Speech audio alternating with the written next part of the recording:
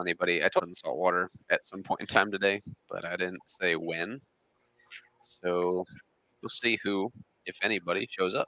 And if they show up, great. And if not, whatever.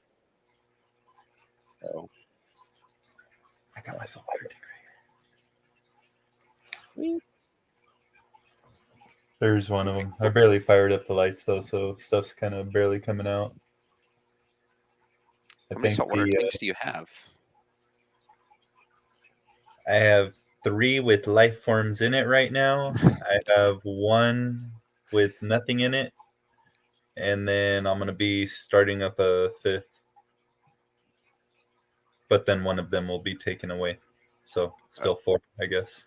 Oh, really? What sizes are they?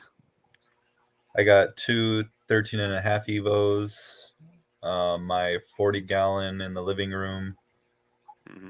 Then I have my puffers and a trigger in a 75 right now, but I'm gonna set up a 150. Oh, nice. 6 foot 150. Yeah. A 6 foot 150. So is that short? It's like Like, the 125, but taller. oh, nice. That's not so bad then. Yeah, I wish it was 2 feet deep though. I'd give you a little bit more space. What's up, Jeff? How you doing tonight, bud? Um, yeah, I've got my BioCube, that little 28-gallon BioCube, has been sitting empty for like 2 years now. So I'm finally going to turn it back into a saltwater tank. When I moved a while ago, I made it fresh because I was moving around every year or so. So I turned it into a freshwater tank. And then when I set up the fish room at my house now, I just emptied the tank and I never did anything with it. So it's just been sitting in my basement. I filled it up the other day to make sure that it still holds water. So at least there's that. But So I yeah, have Priscilla had her 28-gallon BioCube, and then I picked up one that was leaking, but it had okay. the lid with the light. So I recently took that lid with light over to her, but I think she's gonna take the light out because it is the old fluorescent one.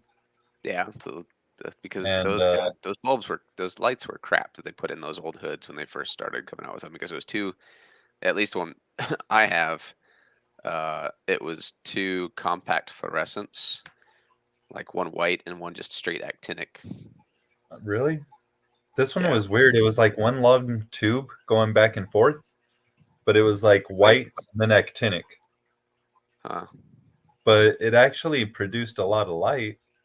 Oh, really? Maybe a little too much for that size of a tank. Yeah. So she didn't end up putting it on yet. I don't know if you know, she had a bit of a disaster with I her haven't tank. talked, I haven't talked to her too much lately. So yeah, somehow some bubbles got in the tank, In like a her, whole container she have of bubbles. oh, like soapy bubbles. Yeah. Well, So that somebody came sucks. and picked up all her fish and corals, and then she recently got them back. Well, shit. That's a bummer. So this is my old, well, it's still my BioCube, but the light that I built for it, I ripped the old light out. This is like halfway through the build because I put new fans in it to compensate for the heat, and then it's 12 cool blue LEDs, 12 royal blue LEDs, 12 like 10,000 K whites, and then a row of six. They're considered true UV LEDs in the middle. Um, and then when I set it up for plants, I swapped the UV ones out for reds. So I have to take the reds back out, get new UV ones, put either UV or probably like an actinic type blue in there.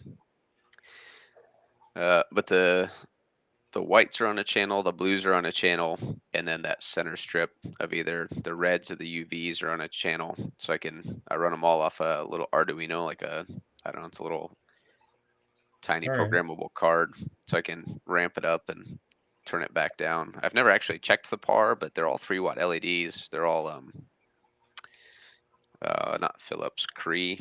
So they're All decently right. powerful little LEDs, and a BioCube's only what, like 16 or 17 inches tall. So it's got to throw out decent power. I was growing corals in there before, no problem. Yeah. So I'm She gonna. was thinking of sticking a Kessel A80 in there. Oh yeah, that'd be pretty cool. Those are what, like $140 or something. Something like that with the arm, I believe. Okay, that's Um, not too I bad. don't know. I'm a big believer in the Kessel A80s for both freshwater and saltwater if your tank isn't too deep. Really, My I've never used one. Here, hold up real quick. Let me turn this back on. I was My lights on the cubes just turned off, and there's some planted A80s on it. I was looking at the A80s the other day because somebody was asking for advice on a clip-on kind of type light to go over a big. It was like a 14-gallon cube that they wanted to plant. So I happened to look at the A80s just to see how much they were. So these are the cubes with two A80s on it, Oh, nice. but it's two separated cubes. Tried to make it look like one tank. And I didn't set this up. You know who did. I think I remember So when you guys were working on that. the last time she was here, she hacked the living hell out of the right tank because it really needed it. Okay. Everything, or not everything, but a lot of stuff was growing out of the water, the Bacopa, the Ludwigia, and whatever. I always forget that guy's name right there in the center. I know what you're talking about. I used to keep it. I have no idea what the hell its name is off the top of Yeah, my head. but it had two stems growing pretty high. One was about 3 or 4 inches above the light, and the other one was at the light. Oh, really? Uh, Ichnoria diversifolia, I think. That's what that is. If you have a phosphate problem, if that's the plant I'm thinking of, it'll turn like black. Huh. It's the only plant I've ever seen alive that turns like black and purple. Have you ever tried putting a UV light on Bacopa? On Bacopa? No. The stems glow. Oh, really? Hmm. That's interesting. Now I want to try it, but I don't think I have any Bacopa right now. It's kind of cool. Priscilla didn't believe me. How'd you even find that? Like, what were you doing that you found that out? So I was at George's place. No, I was here because I had just got a little UV flashlight. So I was randomly just shining it around in my tanks, and then I noticed the Bacopa was glowing, and I thought I was tripping out, but I got closer to the tank and I noticed. Then I went to George's place, and he didn't believe me, Yeah. but he had a pretty high-powered UV light, and Okay. his Bacopa was pretty on fire. Really? Hmm. So he was tripping out too. I mean, it's kind of Curious cool. now. So is it just like Bacopa caroliniana, or like if you use like Bacopa colorata that shows like pinks and reds, will it glow differently? I have no idea. Hmm. Now I'll have to get some to try it out. Was it one of those UV flashlights for like? You can go to like coral swap meets and they'll sell like UV flashlights there, so you can like. I've seen people, they'll bring their own light and then they'll shine it on corals to like compare colors and stuff because not everybody uses the same lights over their stuff. Yeah, I was going to, and I forgot it when we went to Reefapalooza. But Oh, I have a little cheap one, but they have like rechargeable ones too on Amazon. oh, I was really? kind of thinking about getting one of those. That'd be kind of cool. It'd be neat to have. Some of those are pretty powerful. I don't know what you use them for other than reefs, but oh, I guess actually So I know people that like tie flies for fly fishing. A lot of them will use epoxy on them, so they'll use a little UV flashlight like that to it cures the epoxy. Huh. Um, just useless information for most of us. I forgot you guys went to Reefapalooza. How was that? I've never been to one. I've always wanted to go. Oh, that was amazing, man. Well, not amazing. I mean, it was all right, but the deals we got on some of these corals, knowing how much they go for in the stores, especially these days, um, spent a good amount of money. Yeah, I can believe that. Or I'll So, flip my camera back around. oh, you're fine. What all did you guys buy for corals? Um, she ended up getting, which kind of made that disaster in her tank pretty heartbreaking.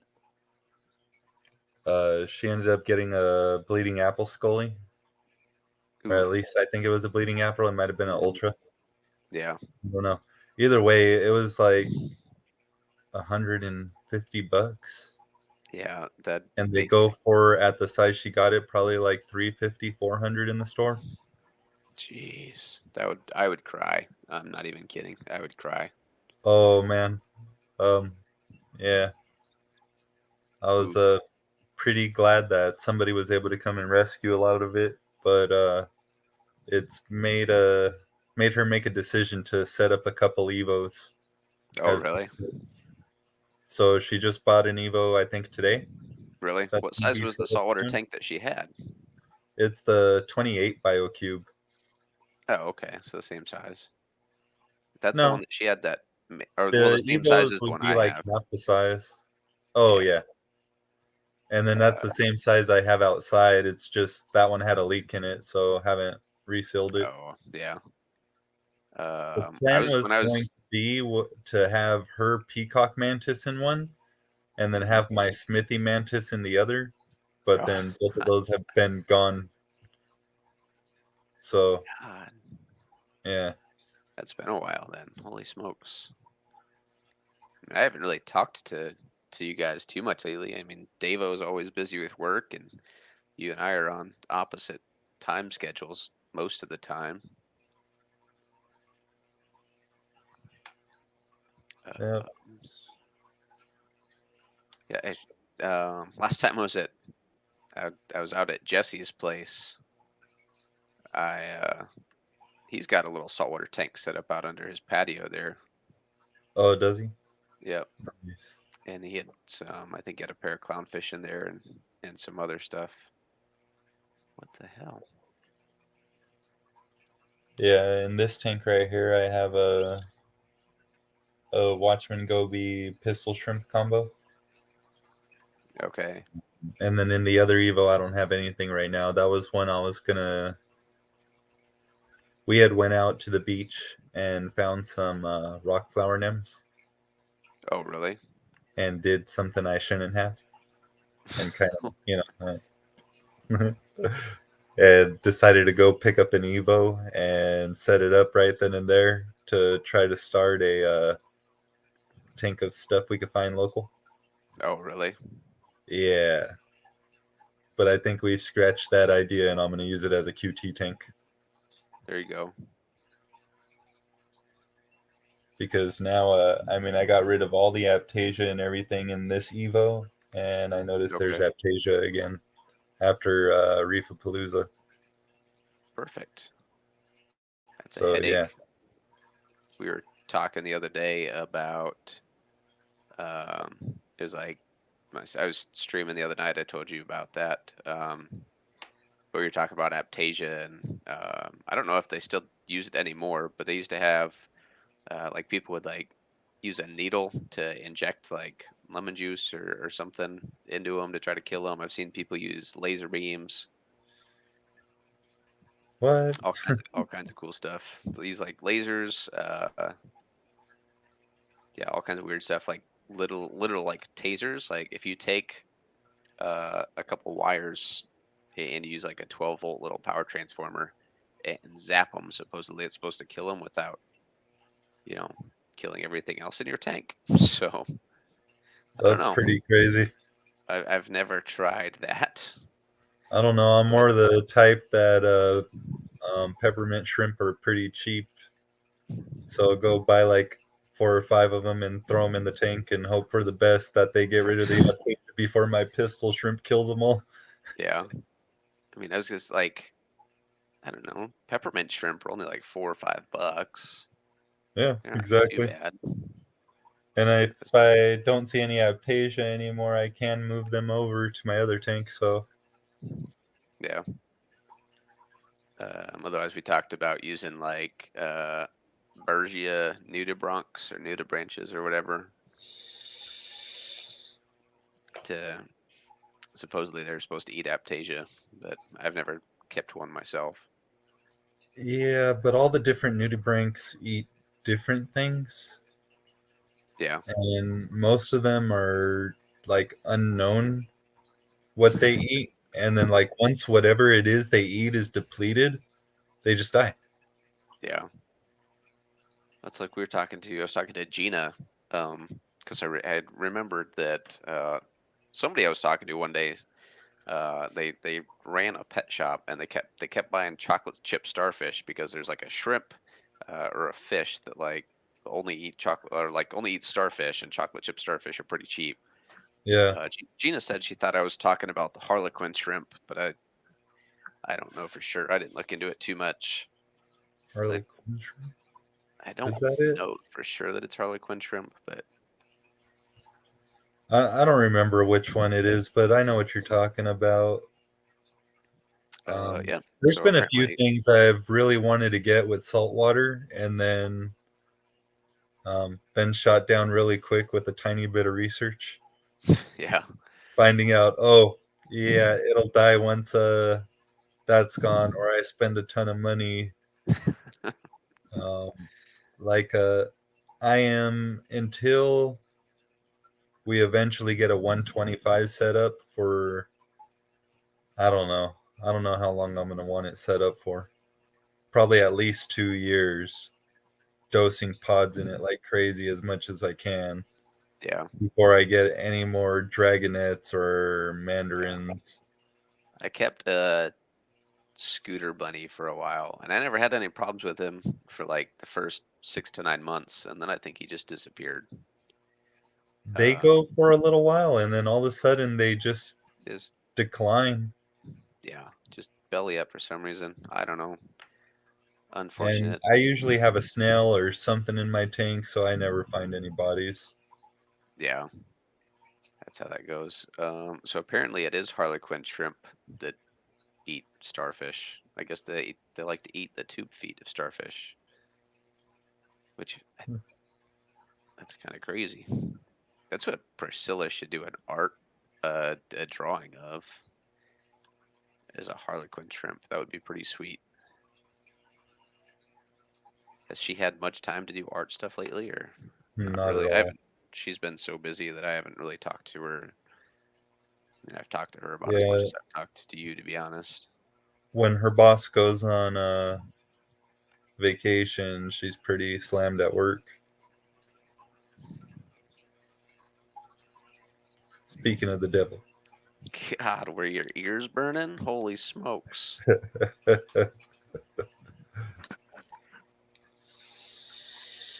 And since you're here, Priscilla, did you ever send me the calendar that I ordered? I don't know if I got it or not. If I did, it was while I was not home. But I ordered one for me and one for Bob, and I don't know if I ever got mine. Yeah, plus all the doctor's appointments. Yeah, shit happens. Stuff sucks. Yep. And now that it's almost 2023, you got to make a 2023 calendar. Well, the I got plan was originally for her to have time to do new art to be able yeah, to make a new calendar, but that hasn't really happened. So honestly, I don't know if a 2023 calendar is going to be. figure That's something going to out. be something she has to look into. Yeah, you Well, see, not going to since happen. a lot of people didn't get the 21 calendar and a lot of people didn't get the 2022 calendar. Maybe you could just do a 50-50 mix of each, and then the 2023 calendar would be for everybody that missed out. So I got a bunch of frames to put all of the prints that I got from Priscilla in, but I haven't put them up on the wall. And the fish room is an extremely slow process. So, and I've quickly discovered that I don't have a whole lot of wall space down there. So the fish prints may end up somewhere upstairs in the living room instead. Huh. Which people that come over will see more often than in the fish room, and I'll probably see them more often than I see anything in the fish room right now. So that's not a bad plan to have. Maybe I'll just make my entire dining room fish stuff. Yeah, I definitely do not spend enough time in my fish room. I think that's where the BioCube's going to end up once I set it up for saltwater. It's probably out in the dining room. Because we rearrange the living room way too often, and the 125 is, fortunately for me, big enough to not be rearrangeable. So it just sits there. Nice. But the BioCube would be definitely small enough that I'd come home and it would be on the other side of the room, probably half empty still. Shit. Yeah, but I was thinking about it. Is there a place to buy bulk live rock? Bulk live rock? I'm sure there is. I know like Marco Rocks does like big bulk dry rock. I don't know about live rock. It's been so long since I've shopped for saltwater stuff though. At Petco, you can buy like boxes, but not in store, I don't think. I think only online. And then I Yeah. think at Chewy as well. And then there's other shops that do it that are more like I know Bulk Reef Supply, you can buy like boxes of rock, or you could go Okay. directly to who's one of the big makers of the rock? Carib Sea. Okay. And I think you could like put like packages together. Oh, really? It's like Marco Rocks is like you can get like a 40-pound box of dry rock, but I don't think they do any live stuff. I'm sure somebody out there does, like you said. Live Aquarium probably sells some sort of package deal on rock. How much are you looking for? I guess would be. I mean, usually like just based on price, I'll get like one little like 3 or 4 or 5 pound piece of live, and then I'll just put the rest as dry rock. It'll seed eventually anyway. See, I'm gonna try to make this grow on that back pane back there. That would be pretty sweet. I want something to grow there. I don't know. I'm putting Yeah, that there, and then I got some GSP to put in the 40. okay, cool. You could probably do like I think a Montipora, like like see if it'll like just build a little shelf back there on the back wall.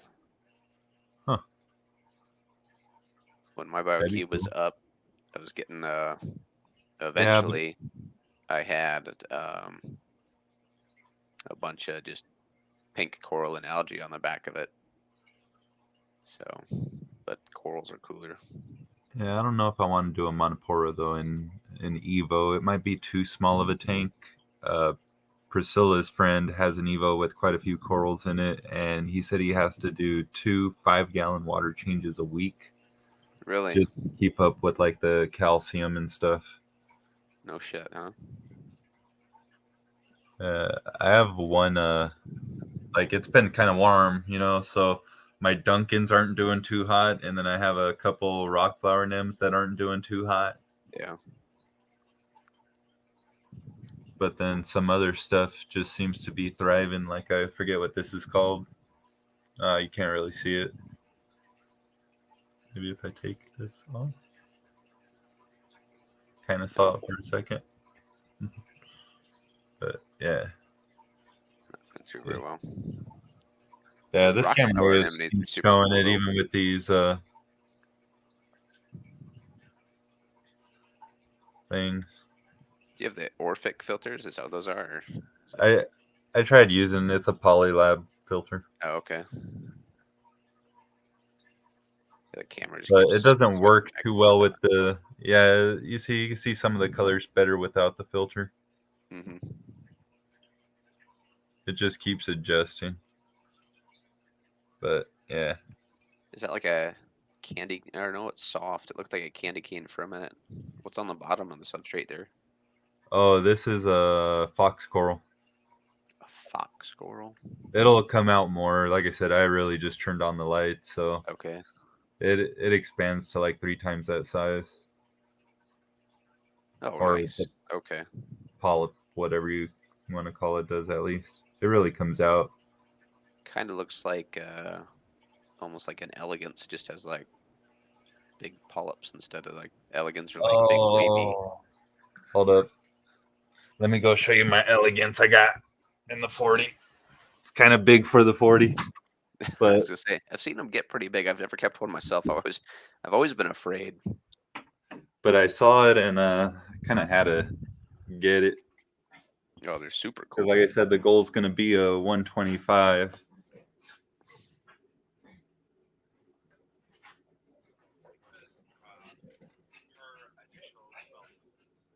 Oh man, it's not showing. Do you see anything? All I see is black. Yeah, me too. Hold on, let me try to. Oh, bam! Oh, There we holy go. smokes. That's So pretty you see, big. it's pretty darn large. Takes up quite a bit of the tank. Oh shit. That tank looks good. Corals look like they're doing pretty well at least. Yeah, for the What most part. what lights are you running on that one? 2 A80s. Well, they must work pretty damn well then. Yeah, that's why I'm a believer in the A80s for both salt and fresh. No kidding. Now, how adjustable are they? Is it like, I mean, can you turn them up, turn them down, and like tweak colors or anything? Or You can tweak the color a little bit from pretty darn blue to pretty darn white. yeah, And then brightness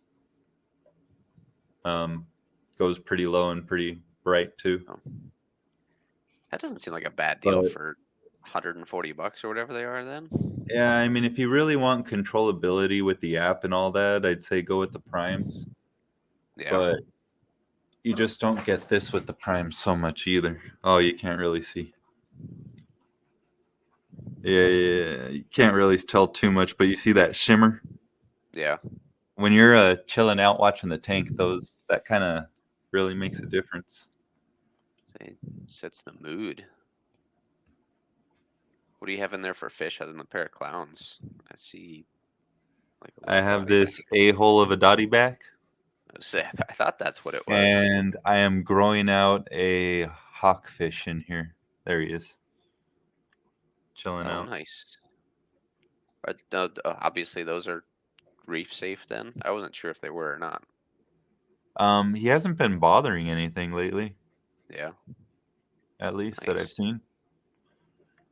I'm just Sweet. growing him out in here. I'm gonna try to put him in the 150 with everything else, but I Oh, don't know how cool. that'll go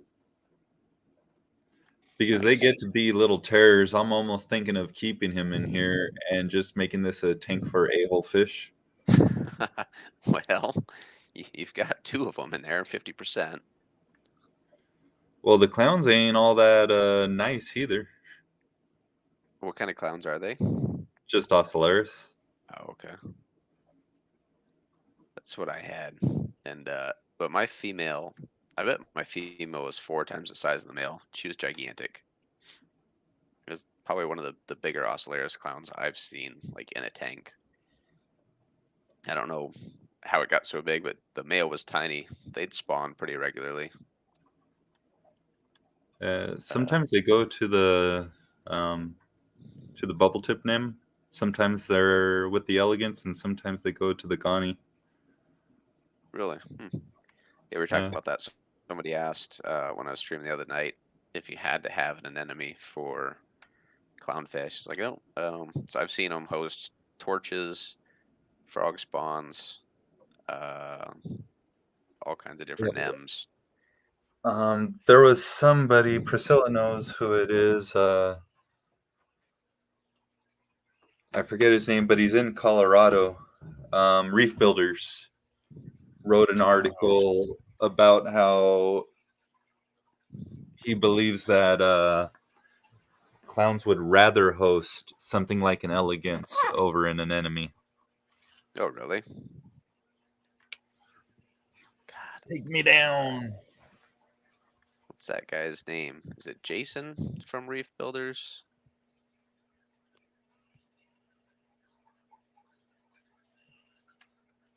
Can't think of it.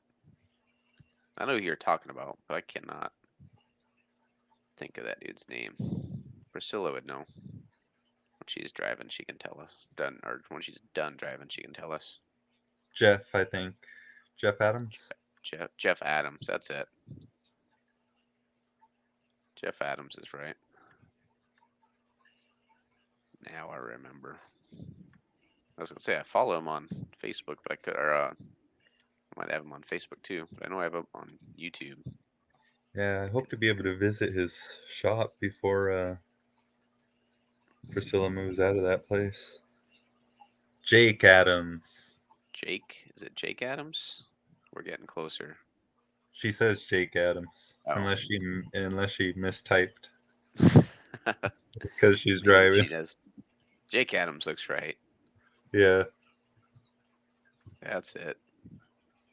What happened to my vape? It's, he's got a. There's a bunch of cool videos with Jake Adams talking saltwater stuff.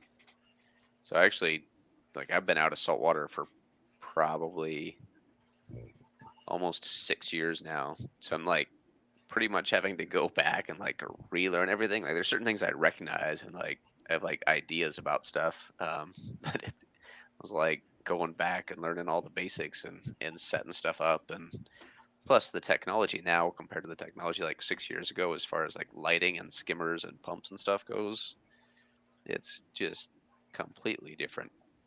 Yeah. I picked up a Bubble Magus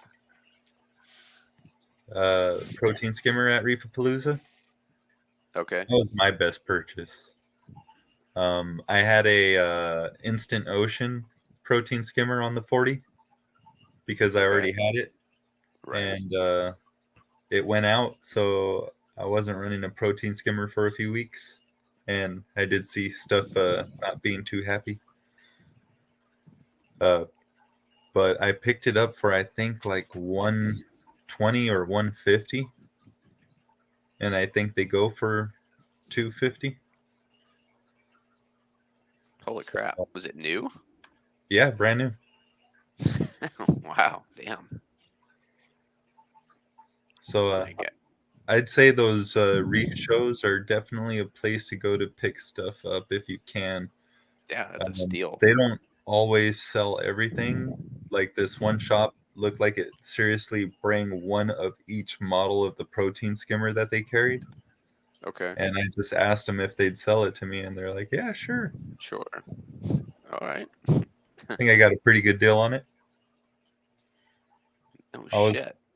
I was just about to pay full price at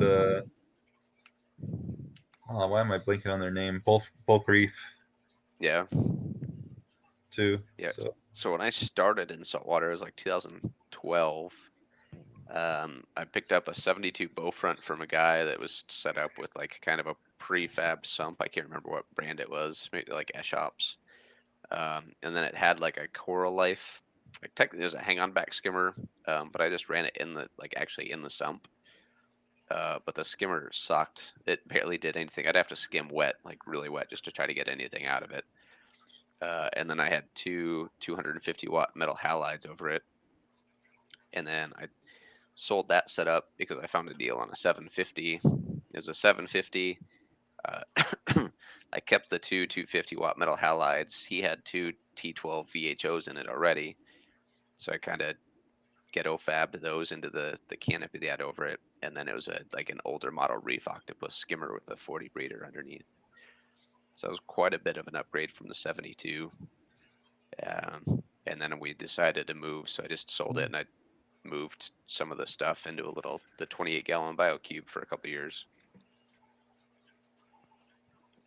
And then the BioCube was mostly zoas. I had a small chunk of meteor shower. I think it was a Cephastria that I kept, and then a small piece of Hollywood Stunner chalice.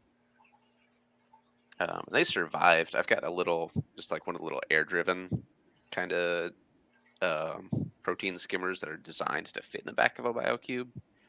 Okay.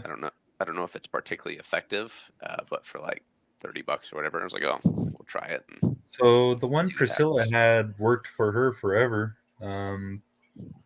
I mean, it didn't skim everything out that could be skimmed out by a better protein skimmer, but Right. I mean, it works for the most part. So unless you're keeping something that's extremely sensitive, I don't see why not. But now she has I don't know if it's made by Reef Octopus. I don't think it is. Uh, it's a smaller protein skimmer that fits in the back of those biocubes. You'll have to Yeah, ask her what it is. You might want to get that. yeah, that's what mine fits in the back of the BioCube. It's just I think it might literally just be like an air stone in the back. It might have like a God, I'm trying to Yeah, think. It no, may it's have one one with powered an up. actual like pump and stuff. Huh. I'll have to look into that. So like I said, the one I have is probably 6 or 7 years old, so God only knows if it even works anymore. Well, it should work as long as you're Well, I working and you're. I'd imagine you have to replace your airstone I because you're using a wooden airstone, right? yeah, for that one, yeah. But I probably didn't rinse any of that equipment off when I tore it out of the BioCube to put plants in it, so it might just be permanently encrusted in a concrete block of salt, which would suck. You're gonna put it in there, and your tank's gonna go to Red Sea Probably levels. would be try putting rock in there; it's just gonna float. So I've been looking at substrates because before I just had like a mix that came in one of the tanks that I bought, and it was like a little bit of crushed coral and some aragonite and stuff. What are you running for substrate? Like if you were I gonna set up a run tank, straight aragonite okay, personally, but I picked up. I either bought it off of Chewy or from PetSmart. It was the Carib Sea aragonite bags. okay, They're like 40 or 50 pounds. I yeah. ended up picking it up for like 25 cents a pound. So I ended up with like 8 bags or Holy something like shit! that. How did you get it so cheap? It was just on sale for that cheap. And I just kind of took advantage. No kidding. Right now it looks Like, like I plan on setting up larger saltwater tanks. I'll buy more. I guess. It's like Petco right now has a 40-pound bag of the Carib Sea aragonite for 27, which isn't bad. I would probably only need one bag for the BioCube. You know, I think I got them for like 12 or 15 bucks a bag. Yeah, it's dirt cheap. It was something stupid, crazy low. Yeah, if I found it that cheap, I'd probably buy a couple extras just to have Yep. because The delivery person hated me, I'm sure. oh, I bet. So what the hell? So bulk reef supply has aragonite. A 40-pound bag is $54. So I don't know if they're on drugs or what because that's really expensive compared to Petco. It So might be Petco,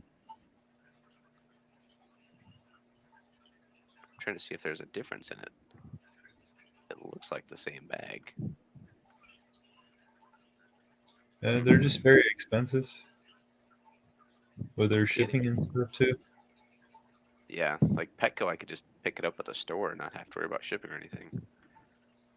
Well, Petco says regular price $41, The price right now is $26.99, and that's without any like discounts or coupons or anything. So that's Yeah, not bad at and all.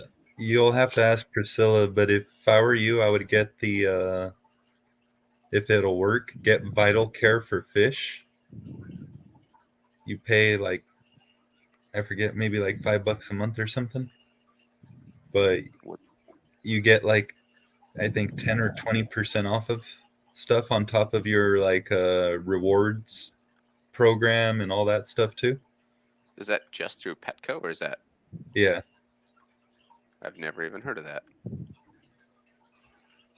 So that wouldn't be bad, especially if I'm going to be buying a bunch of stuff for the next couple months. I'll appreciate every little discount I can get because I haven't set up like a new tank from almost scratch in forever. So setting this thing up might suck a little bit. Not that I'm starting entirely from scratch because I've got a lot of stuff sitting around, but like stuff like rock and substrate and salt. I have some salt that I got from somebody that was getting rid of all their stuff, but I think it's like 5 years old, so I don't know how much I trust it. It's What in kind of salt sealed, is it? just instant oceans. It's not reef crystals or anything. Eh, Um, personally, I will not use Instant Ocean again. Yeah, I hate I've that heard. stuff, man. It's just so filthy. Like you mix it and there's this layer of gunk on the top bubbling. Oh, really? I use it Yeah. for my brine shrimp right now, and that's it. Yeah. Oh, well, that's what I use what I have left over for basically. And then I still Okay. use it for the puffers in the 75. But I Oh, bought a bunch of oh, I think it might still be on sale. Let me double check real quick before I tell you. we might find all the stuff on sale tonight here. Yes, Uh, it is. All right, I'm gonna send you a link in the private chat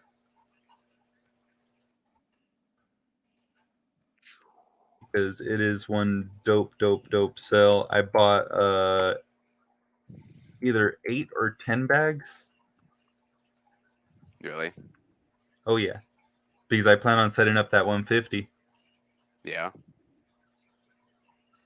So Uh, I bought a bunch of Fritz salt. So this one is just the regular salt though. This isn't their reef salt. The reef salt is the red one, okay. Yeah.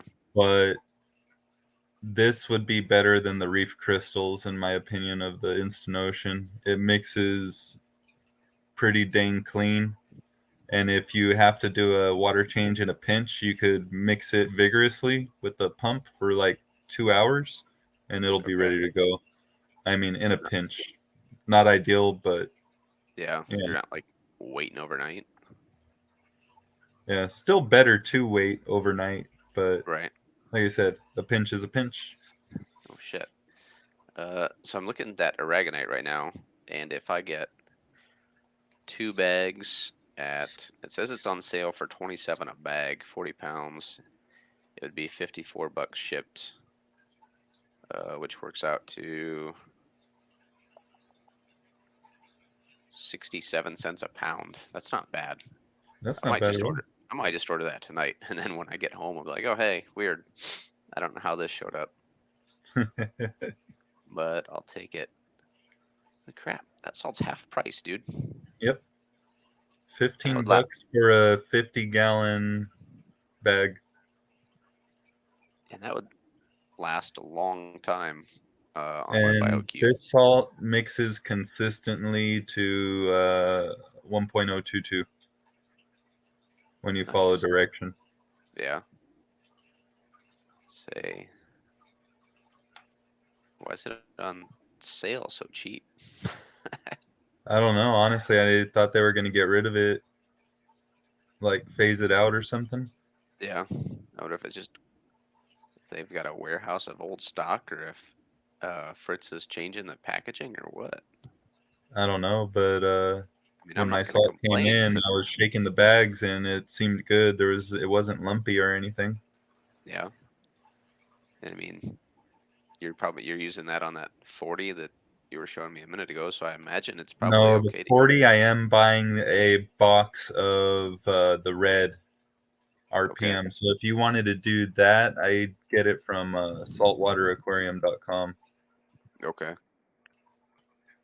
I think right now there's, well, I haven't checked it in a while, so let me see, but it was around $68 a box. Well, shit. Even reef crystals, if I wanted to go to with reef crystals, are on sale for $40 right now. For Oh, don't. I know, I know. I don't need that much salt. Okay, it's $72 right now. For a box. Yeah. Yeah, but a box on my 28-gallon BioCube will last me like 4 years. I got a box. I think I was using reef crystals on my 75 before, and I got a box, and after running it for like a year, I didn't burn through it all. Dang. I mean, I probably didn't do as many water changes as I should have, but I didn't have a lot of corals, so there wasn't a lot of nutrients getting sucked out of it. Oh, What do you so it says if I order some Fritz today, I can save 35% on my first auto ship order and get free shipping, which would bring each bag down to like $10 if I went that route. What's up, Yeah, Ed? but how many bags do you need? I Because don't 4 know, bags will be a box. right? I don't know. How's it going, Ed? Hope you're having a good night, man. We're How's it just going, Ed? I finally convinced Anthony to come up and stream with us for a little bit. I did pin the link in the chat. If you want to come up and chat with us, Ed, you're more than welcome to. Oh, Priscilla said 20% for that Vital Care So you pay discount. like $5 a month and you get 20% off your orders, I think it's in store. or even in store. Hell, So you would have to have them price match their online price, and then, you would still get the 20% on top of that, but then you use your rewards too, and you get another 20%, I believe, or something. no kidding. I'll have 10%. to look. I don't know. I've never even heard of that. I'll have to look into it because 20% could be a game changer on some dry goods and stuff. Yeah. And What's they're up, carrying Steph? some pretty quality foods. Are they? I haven't set foot. I'll be Um, honest. I haven't set foot in a Petco or a PetSmart in probably two, so 2 years. Petco made the decision to get rid of all foods and treats that have artificial ingredients. Okay. So now they're carrying a lot of Sarah foods. Nice. That's awesome. That's Um, good. Good to see.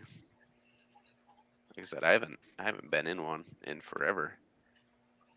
So Ed and Steph stopped by. Thanks, guys. Nice to see you. Like I said, if anybody wants to chat, I did pin the link in the top of the chat window. You guys are more than welcome to come up and hang out with us. Pretty casual tonight. I'm setting up a saltwater tank again soon, so I'm bugging Anthony trying to pick his brains, and apparently he's been holding out on us because he knows where all the good deals are right now. So,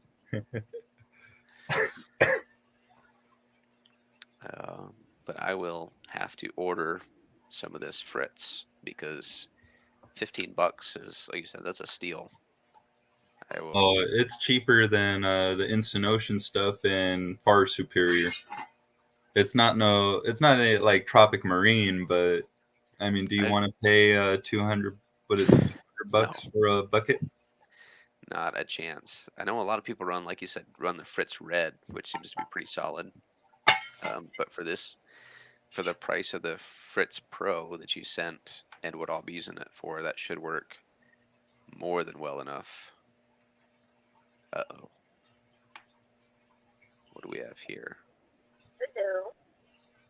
Priscilla, what's That's up? weird. How are you? Can you guys hear me okay? Yeah, don't get pulled over this time because I think the last time I streamed with you is when you got pulled over while you were driving with Anthony. Yeah. Let's not talk about that. So no, I was just wanted to chime in on the vital care thing. So it's $10 a month. You get $5 back in rewards. You can use instantly when you check out. So it basically costs you $5 a month, but you get 20% off everything fish supplies related. You get Okay. 20% off the fish, 20% off tanks, 20% off food, anything fish related. It's a pretty good deal. Oh, So and real quick, they ended the dollar per gallon sale. So when they do have the 50% off sale, having that Vital Care basically brings it back down to $1 a gallon. Oh shit. yeah, but you have to pick vital care either for freshwater or saltwater. Oh really? If you You can do, only pick it for yeah, one. it's not just aquatic, it's either or.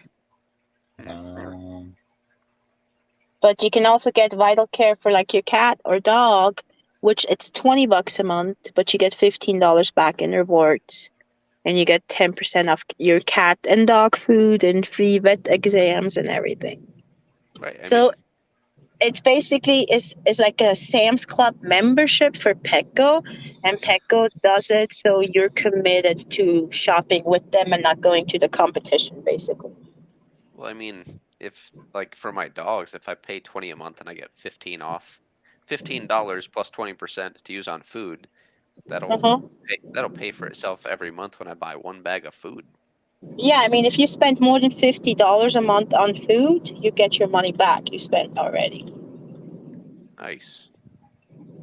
That's actually, I And you mean, get free vet exams too. You can go bother the vet every single day if you want. Like the exam itself, that's $55, is free. I mean, anything additional like shots or like whatever they have to do additionally, you have yeah, to pay for, but you get a discount on that as well. no, that's not bad. So it helps for Yeah, sure. It just makes you commit to going to shop at Petco because you're gonna have to spend that $15 you have in rewards because they want you to come in. So I mean, nobody comes ever in the store and just buys one bag of food and gets 10% off. They'll buy something else too. right. I mean, $10 a month though, if you get Ed, $5 buying the rewards food and plus a all that, discount. you don't have to pay per cat, but the vet exams, you do have to pay per individual pet. Oh, okay. Yeah. But if I do like, so if I enroll for like dogs to get my dog food, then I get a multiple pet discount for fish too, and it brings fish down to $8 a month. Exactly. Like I have vital care for my dog, for my cat, for saltwater, and for reptiles. So I'm paying like a total of I think 50 or $60 a month in vital care, but I get like $50 back instantly and plus my employee discount on top of it, which is why I got it. For example, I bought an Evo, a 13-gallon Evo a couple days ago. I ended up paying $85 for it That's a good deal. instead of 150. So Yeah, even if you decide you're just going to do the fish vital care that costs you $5 a month and you want to buy an Evo or something like that that's on sale right now for 150 bucks, you save $30 because of it. yeah, that's pretty awesome. So it's Ed already worth it. Ed asked if the price is for each cat. No, I mean, you can buy as much cat food as you want and give it to all of your cats. It doesn't matter. You only have to enroll one cat.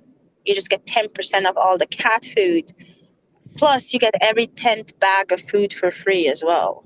Okay, but in order to take them to the vet, you'd have to enroll both cats, though, right? Yeah, unless you change the name of your cat, you know? What what if, what if they just look the same? I mean, if you have two black cats and you buy one membership, like, Yeah, I mean, I don't know if the vet's gonna pay that much attention to it. I mean, if you have one cat, like I have one cat that's Carbon, if I have another one and I bring him and say, hey, his name is Carbon too, I doubt it. They will be like, oh, hell no, it's a different cat.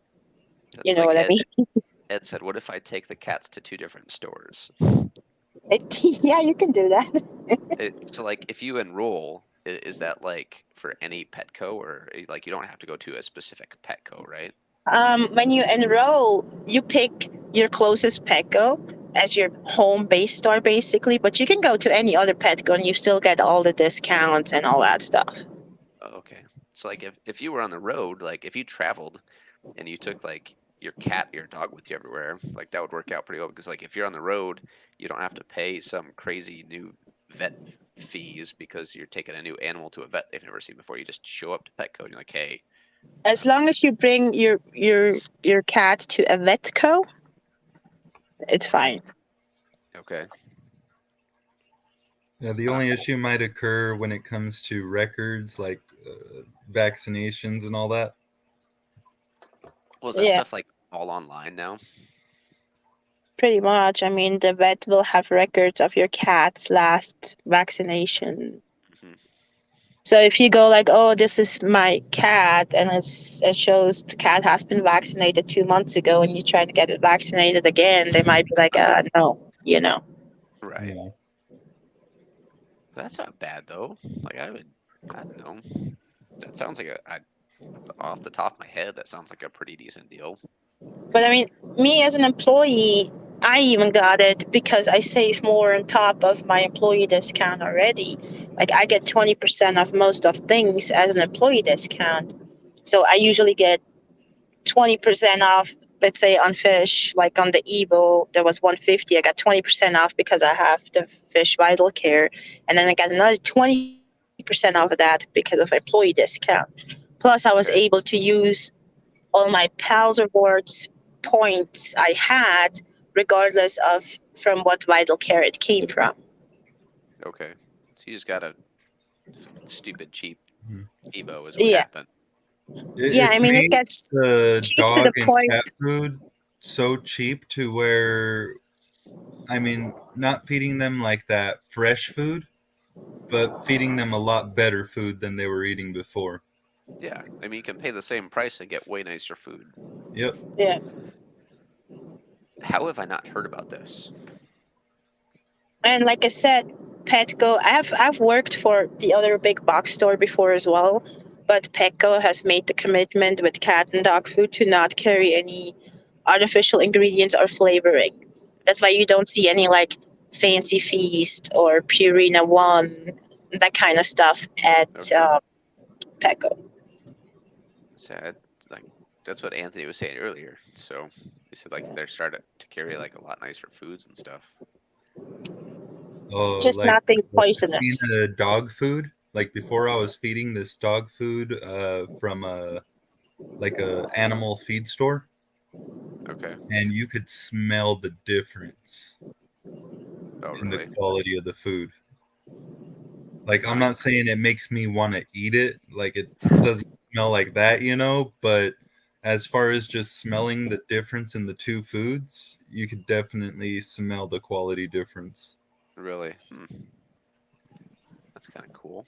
Now I might actually have to stop by my local Petco to So many switch. cats and dogs have food sensitivities people don't know about, and a lot of dogs are allergic to chicken, especially the protein from chicken, and Hmm. people don't know about it. And if you go to your vet will be like, "Oh, you have to give your dog prescription food Okay. because they're so sensitive." But Well, most of the time, it's something simple, just like you need to stop feeding them foods with chicken in it, yeah. and they will do just fine. Well, they make their money by telling you that you need to order stuff that you can only get through them. Nothing's changed. Well, that's the thing. Sometimes they'll tell you, "Oh, go to your Petco or the other one and get it." Right. Prescription food's expensive. I mean, a 25-pound bag of Royal Canin something is like $110. Yeah, it's crazy. There's actually um not like a factory, but Royal Canin's like they make stuff in the town I live in. I don't know. It's kind of just a dog food factory, I guess, but they just expanded, so they must be doing well. They just like doubled the size of the building that they use. Oh yeah. they're charging a lot for their prescription food. But then the same thing is like sometimes you don't have another choice than feeding your pet prescription food because it needs like urinary tract something or whatever. Yeah. So you have no choice. But then again, if you have the whole vital care thing, you get 10% of that too. Yeah, that definitely helps. Yeah. So I think like if you did 75s are half price at Petco right now, in case anybody's curious. Yeah, till And end then of so if you did October. right now, you can't get a 75 for $1 per gallon, which they haven't done for a couple years, if I'm not mistaken. But They 125. haven't. I don't Then remember it, them ever doing the 75 for $1. They always did it 50% off. yeah. So Yeah, and I it's think the original price $249. so it's 50% off right now, brings it down to 125. And then if you pay the $10 for the vital care, you get 20% off of that. You're down to like Mm-hmm. $100. So you're almost $1 per gallon on a 75, which is not a bad deal at all. Yeah, so it's worth it depending on how much you end up spending. Like I Even if said, it's just Petco trying to get you to shop with Petco. Stick right. with Petco. I mean, even if you just buy like a packet of frozen food a month, that's like $15 anymore. So I mean, you could make your money from the fish side just buying for your frozen foods for your fish or salt if you're into salt stuff. It wouldn't take long to make your money back. Yeah. Ed said Delilah's Critters works at a pet store that sells fancy foods on the East Coast. I watched a couple of Delilah's Critters videos. I think the name rings a bell, but I'm not super familiar with it, so I'm not positive details of where they might work. Yeah, sometimes it makes stuff so cheap to the point where I'm like, is Petco trying to go out of business because, of all the discounts? Ed's asking how much the 60 breeders are. I don't think they're included in the sell yet, right? No, they're not because they're still new.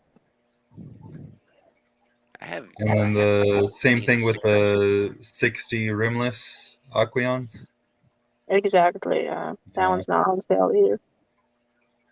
But I haven't think those seen are the only two tanks that are not half off. And then, of course, all the kits like the Evo and the Fluval kits, they're like 20% off.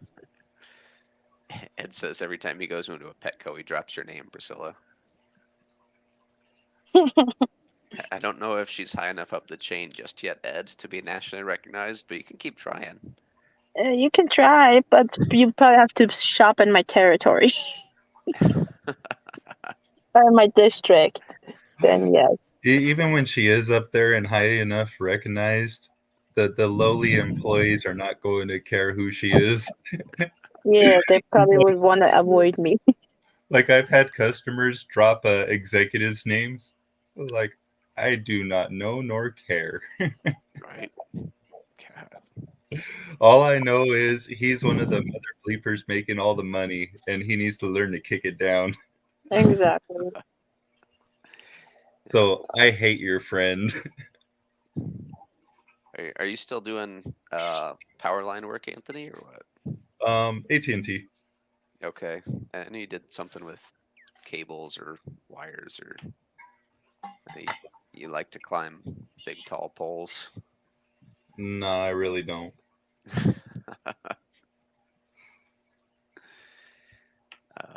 But no, Yeah, I so was actually climbing today, and I got really nervous. Got halfway up, and it was one where they put a new pole next to an old one, but they didn't cut the old one down yet.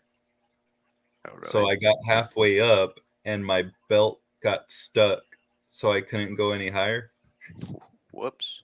And then I was trying to come down, and it got stuck coming down. So then what?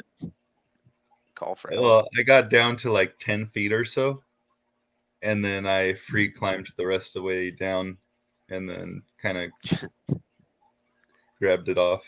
So you just leave your belt hanging up on the pole. Say, No, screw it. Stay here. just stand on the fence and grab it. Yeah. It's funny.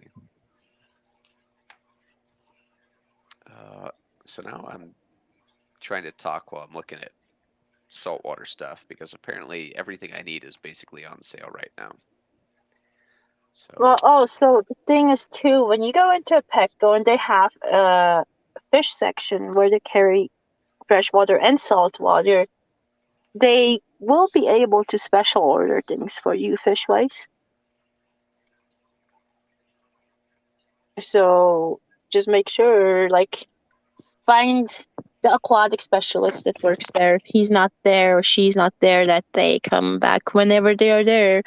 And like I said, they can because they have the ability to customize their orders. So if it's a good aquatic specialist, they will go out of their way and order whatever you want for you. yeah, I remember a while ago, my wife she was a dog groomer for a Petco, and I talked to the specialist there, and he's like, "What are you looking for?" And he'd literally just hand me the fish list, and he'd be like, "You tell me what you want, and I'll order it for you." I mean, they can try to order it. Doesn't mean the wholesaler will ship it. Right. Yeah. It was But interesting to see kind of where, because it actually had like the names of where they could get each fish from. So it was interesting to see where they were getting their fish from. yeah, technically they shouldn't show you that. Yeah. Well, I had a little bit of an in. So Ed said he just ordered 15 green neons from his local shop. I think green neons are, I don't know. I wish you saw more often in the hobby, because there's actually they're easy to get and they're just as healthy, if not healthier, than uh, regular neon tetras. And I actually even like black neon tetras, but that's just me. And the one thing too with us is you have 30 days guarantee on your fish, which is a lot. But not saltwater, right? No, saltwater is excluded. Talking saltwater tonight, Priscilla. Damn it. I'm talking about freshwater Well, I fish in mean, here. saltwater guarantee is hard even at a fish store just because it's so hard to control the environment. If you take your fish home and you put them in freshwater and it dies, don't try to return it. Yeah, and in all honesty, I don't think I'd be able to recover a body fast enough anyway to return something. No. And that's one thing we were talking about in the saltwater stream last night is generally speaking, since like saltwater tanks usually have like a good sized cleanup crew of like hermits and snails and stuff. Like if there's ever a dead body, like you don't usually find it.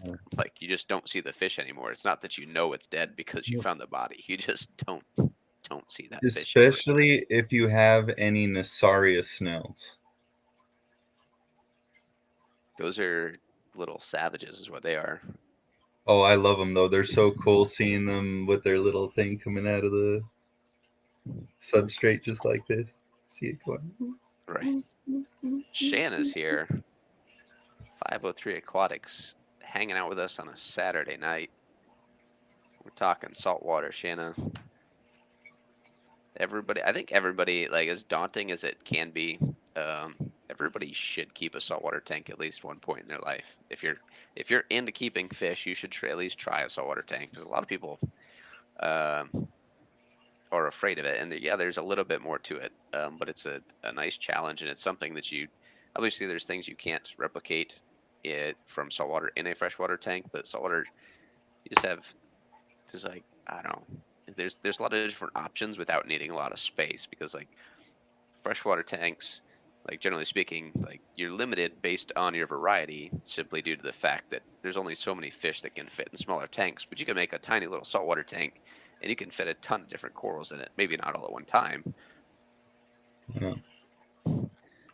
Yeah, but I mean there's two things I would say to anyone trying to keep a saltwater tank for the first time, especially if they've kept freshwater fish and plenty of it, is number one, the chemistry is not like freshwater. You can't take a seeded sponge and expect your saltwater tank to be ready to go.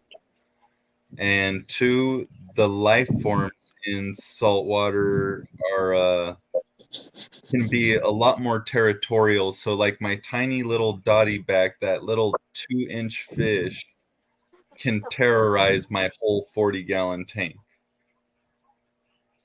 Right. So, just size is definitely not the only thing that matters when it comes to saltwater. Yeah, and we See talked that about that a velvet? little bit last night too. Zen Ginger was giving me a hard time because she's like, "Why is everything in saltwater a bunch of assholes?" Because I was telling her that like corals will kill each other, fish will kill each other, inverts will kill your fish will kill your inverts, fish will eat your corals. See her Uh, Scully? yeah, that's pretty cool. Speaking of killing stuff, I can't find my second clown. He is MIA. You still couldn't find it? Yeah, he's probably No, gone. That one clown's pretty cool though. What kind is that? it's a Mocha Storm, $130 a piece. I think I've seen the regular because there's like a regular mocha, right? I don't think I've seen the mocha storm like that. Ed said he needs to learn how to mix his saltwater, and then he'll be ready to roll. Ed, get yourself like a 30-gallon brute trash can, a decent-sized power head, and a refractometer, and you'll be in the money, man. That's all you need. But look, you see how this motherfucker there is bleaching? Yeah, it looks like it'll come back. I hope so. I had this tank crash on me because Xavier decided to put soap bubbles in there, so my buddy came and grabbed everything, and I reset this tank up, cycled it for like what, a month, and took all my stuff back. But then my heater malfunctioned, and my tank was too hot, and my Velzo is not too happy about that. Considering everything that happened, I'd say that the stuff that's in there is in pretty good shape. Yeah, and that hammer over there too, one head's kind of bleaching a little bit. Ed asked for more of the cat, please. Carbon? Just for you, Ed. Get you some cat action. Little troublemaker. 5-gallon bucket, water, heater, salt, power head. Easy money. Easy money. And yeah, like Ed said, he's not good at following directions. It depends on how much salt you need mixed. Like my 28-gallon BioCube, which is the same size as what we're looking at in Priscilla's tank here. I mean, you can probably do like a 5-gallon water change and call it good. So then you just use a bucket and easy enough. Doesn't take up a lot of space. You fill it up, start it mixing the night before, and the day you want to do your water change, you toss it in.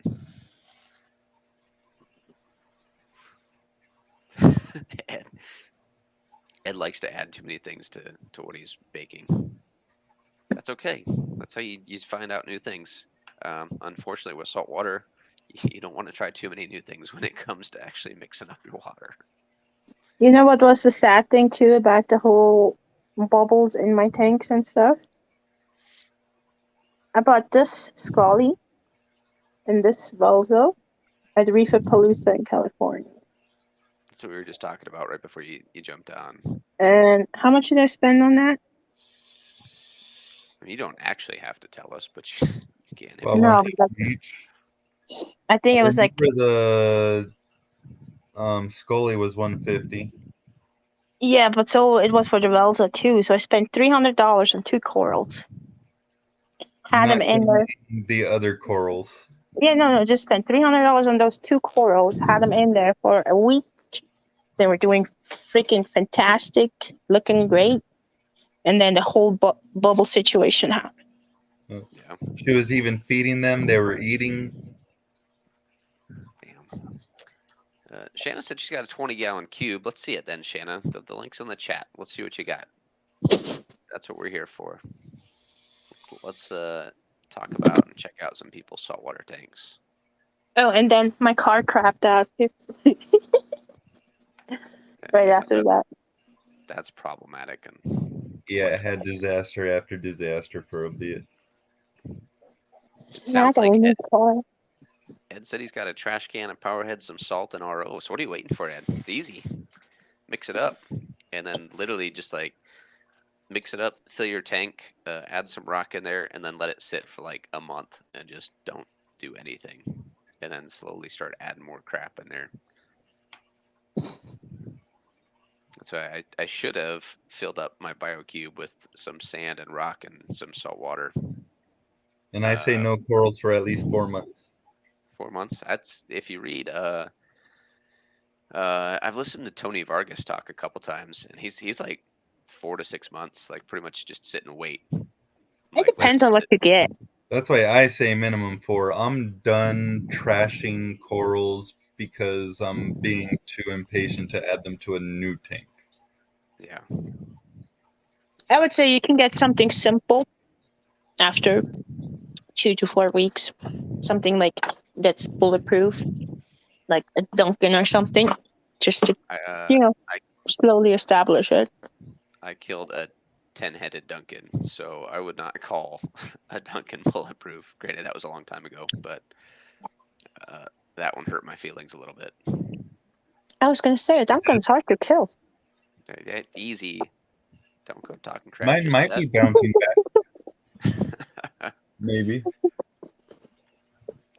So Ed asked, should he keep the light on like all the other tanks with No. nothing in there still? No, don't turn it on at all. Yeah. Yeah, I would. You're I would gonna not get hair algae. And hair algae is a pain to get rid of in a saltwater tank. And I've actually started seeing people start doing this in freshwater, like they call it a dark start or whatever. But most saltwater people, when they cycle a new tank, they just don't turn the lights on. It's just not that big of a deal. And now freshwater people are kind of catching on a little bit, I think. Ed's just looking says, yep, 2 clownfish and some shrimp. Man, I was just at the fish store, fire shrimp, and keep in mind this fish store is cheap for saltwater stuff. It's always been really cheap. I was getting cleaner shrimp there for 25 a piece. Now they're 35 a piece. And the fire shrimp are like almost $50 a piece. Holy smokes. Yeah. Ouch. So they're pretty pricey right now. I mean, I remember you used to be able to get, depending on where you ordered from, you get like 2 peppermint shrimp for like $5 on sale sometimes. Well, the peppermint shrimp are still cheap, but it's the skunk cleaners and the fire shrimp. Okay. That's just because of availability. When the whole COVID thing happened, the whole shipping situation got weird, where it was like extra cargo cost for wholesalers. They had to charge more for everything. So they started ordering less, and because they ordered less, the people overseas started catching less, making less, producing less. Now there's a shortage of stuff like shrimp. Live Aquaria has fire shrimp starting at $75 and skunk cleaners starting at $50, which is nope, they've got some of them on super sale right now for $23 for a skunk, which isn't terrible. Oh, that's really good actually. Ours are $34. So if you have fish vital care, yeah, it's not terrible. It's another $7 off. Oh, and saltwater is 25% off right now, right? Oh yeah.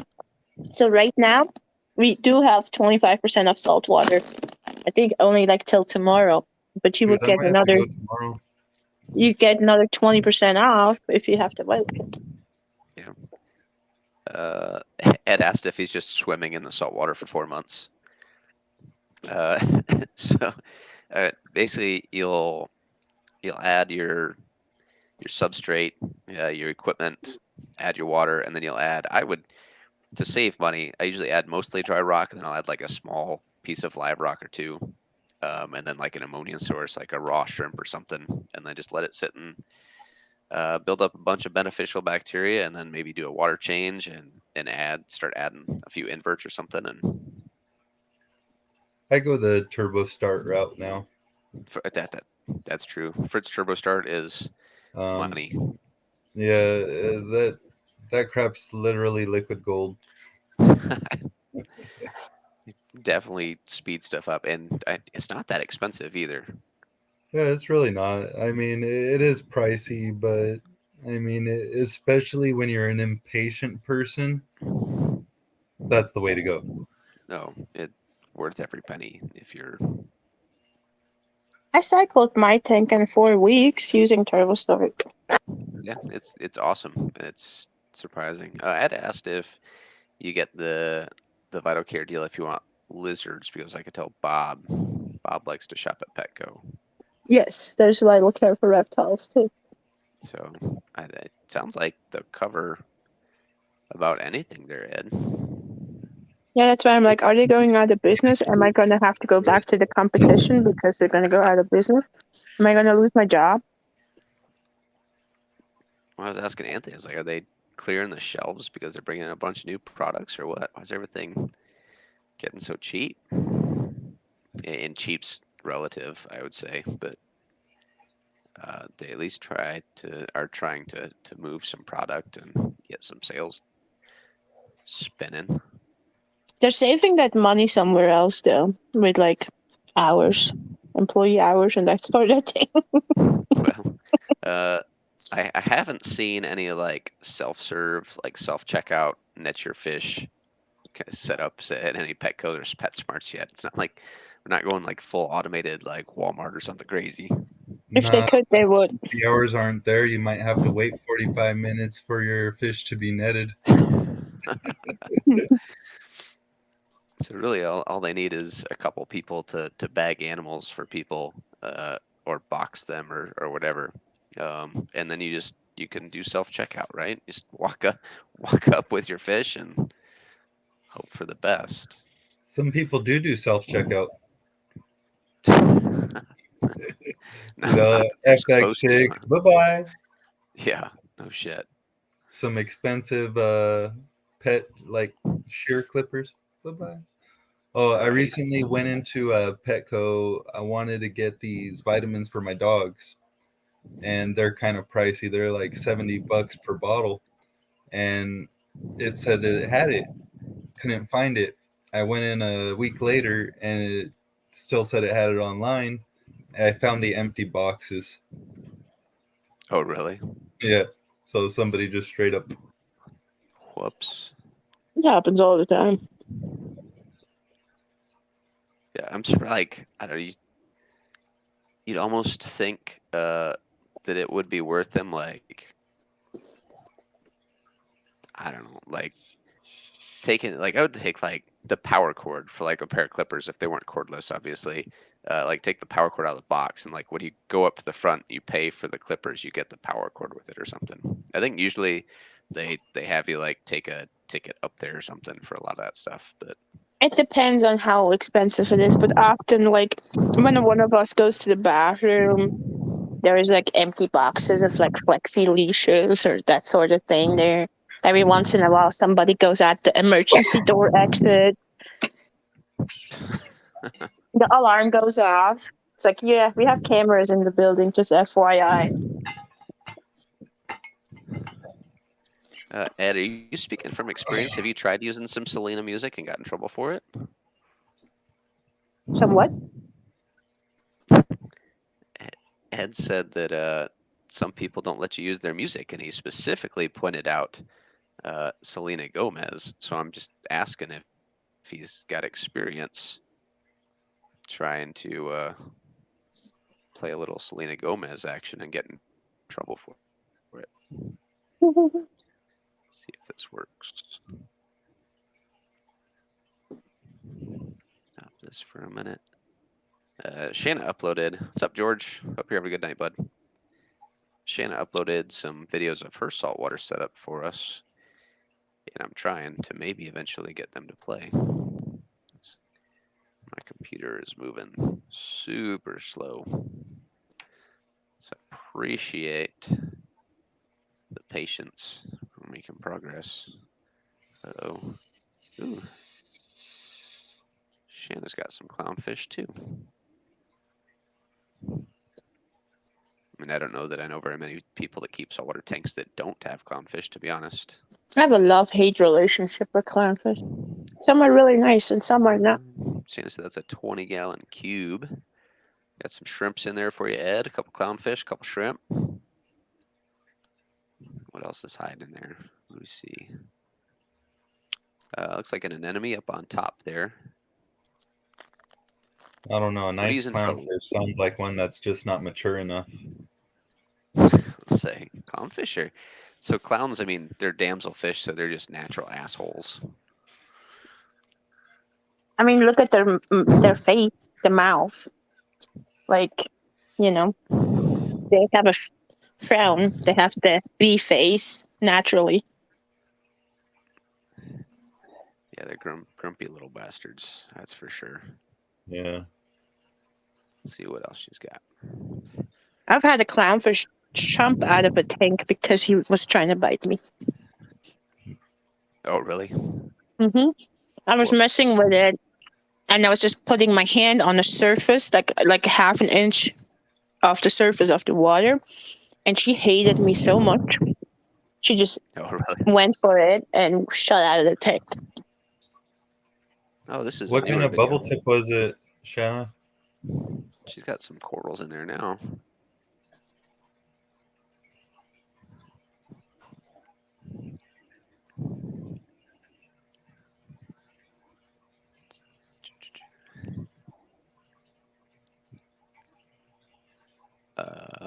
Yeah, I'd be interested to know what kind of bubble tip you got. There's a bazillion and one different colors out there. Some of the prices on anemones get pretty crazy. It's the same thing, availability. There's like back when I was actually in saltwater, they like some of the names are, they're similar to coral names where they're pretty entertaining. Like an acid rain bubble tip was a thing for a while. We should look up the price of Colorado sunburst. Of an acid.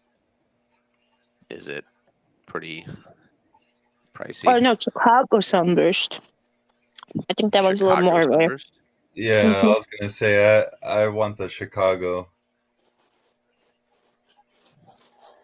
Chicago sunburst anemone. The most I want a New York strain of bubble tip.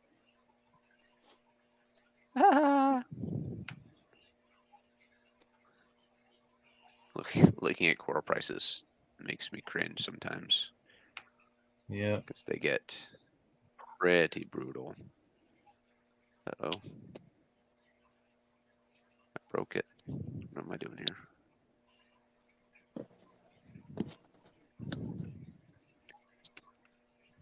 Breaking it.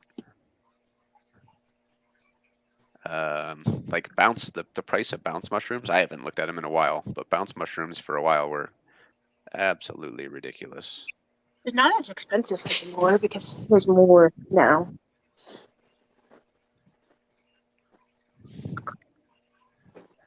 Why's Ian taking your livestock, Shanna? What are you doing getting rid of your salt for?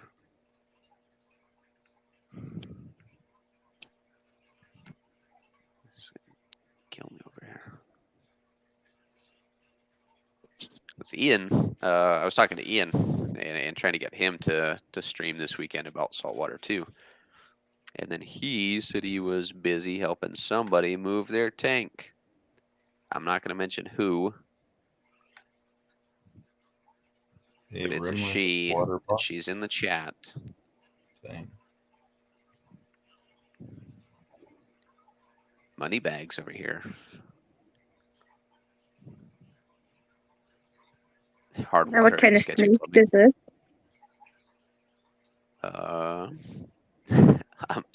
I'm not huge into tanks. It's a small constrictor of some sort.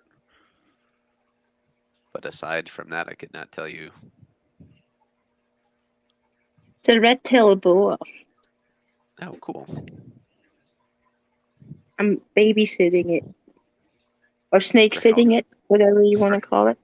For how long? That's a big mother bleeper already. Couple months.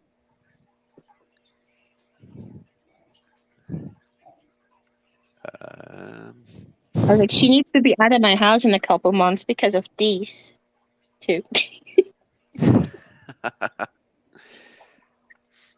She is big enough to eat what is Carbon, already. I say you gotta be close to probably. being able to eat the cat. Every year I say I'm gonna set up some big Rubbermaid totes, and I never get around to it. I love See, my guppy tub.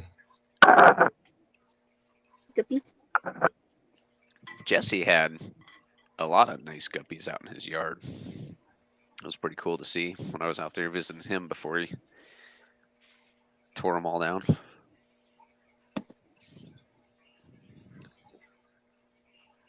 Shanna asked whose the red tail is, Priscilla. It's not mine. I'm just babysitting it. No, just But that one's mine.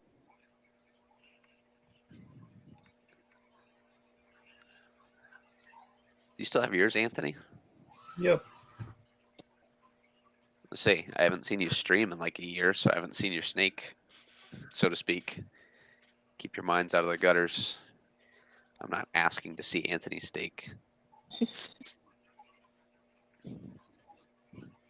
He just likes to bring it up every so often. What's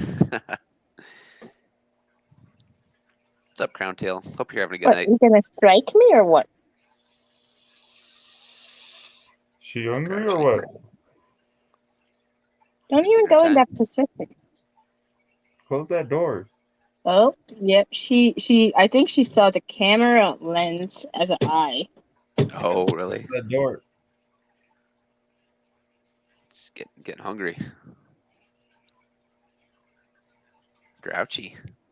Yeah, she's a beast. Mine has never like gone into striking position with me and stuff. She don't care. Yeah. Now, isn't one of your guys' snakes from George? They're Oh. both from George. Are they? I knew one of them was, but I didn't know they were both from George. I haven't seen George stream in a long time either. He just streamed the other day. Did he? She's getting long. She's getting big. I remember when she was just tiny. How much bigger will she get? Probably not. Yeah, maybe a foot or two longer. A foot or two longer? Yeah, That's pretty big. What's she at right now? About 3? a little more because she goes across the tank and some. So I have that exact same tank. It's been sitting in my garage for almost 2 years now. I just haven't set it up. It's brand new, still in the box. I just don't know if I want to put a snake in it. I was going to put frogs in it, but I keep seeing cool snakes. Yeah, she's hungry. See her? She's like smelling everything. Well, then feed her. Let's feed the snake, Priscilla. I don't have anything to feed except for.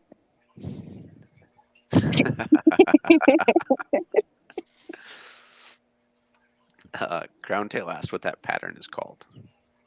This one I believe is a yellow belly ghost. Like you see how it's fading. Okay. Like how that it's not black, it's kind of like grayish.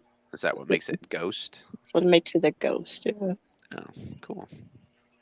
George would know more because he's the one that bred it.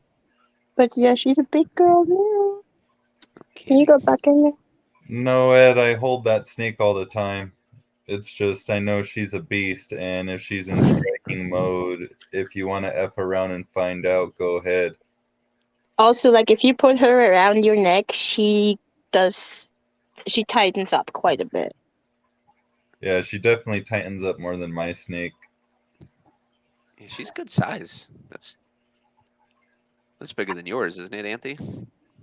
They're pretty close. Are they? They're not from the same No, batch, are they? No. mine is older, Oh, okay. but males stay smaller than females. Oh, okay. Like, I think mine already reached his max size. I don't think it's going to grow any larger. Oh, really? Now, do either one of them have genes that are desirable to breed them and see what offspring you get, or not really? Oh, As far as I know, George still isn't 100% sure what my snake is, but it's possible that it's a lithium ball python, which would be a pretty dang expensive snake. Oh, really? Make it happen. I need to feed my king snake.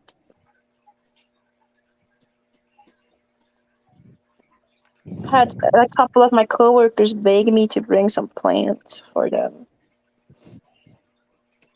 Oh, What really? plants? instead of What kind of buying them. plants? Just like trims and stuff. House No. plants or Aquatic or terrestrial? Aquatic plants. Ooh. I haven't trimmed. I got rid of most of my stem plants, so I haven't really trimmed anything out of my tanks in a while. I know, and I never even got a shipment of plants from you. Priscilla stole them all. Give me a I couple wouldn't buy months. any. Once things, No. Top once things Shelf settle down a little Aquatics is bit the for work. only.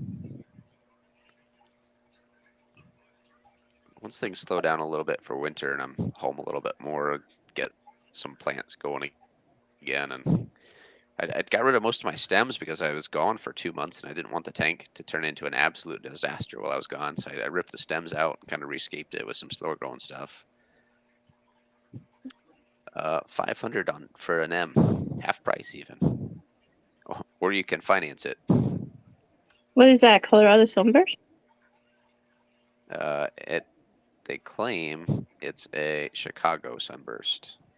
The one on top in the corner left looks more like a Chicago because it's like does it? yellow. Yeah. I don't know. I You still know got more that about sword. anemones than I do.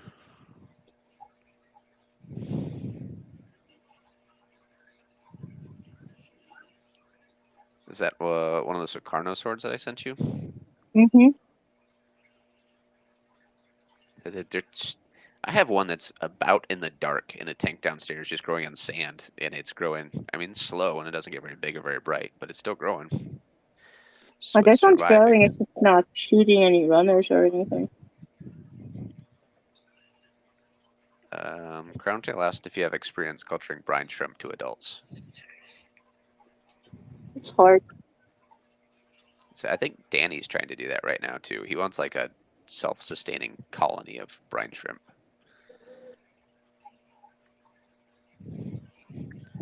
I love this beta.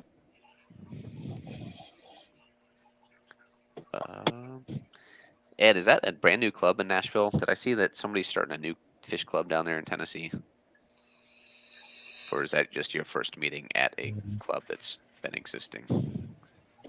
I tried a few times to raise brine shrimp to adults, but water changes are hard and it seems like you need a lot of them.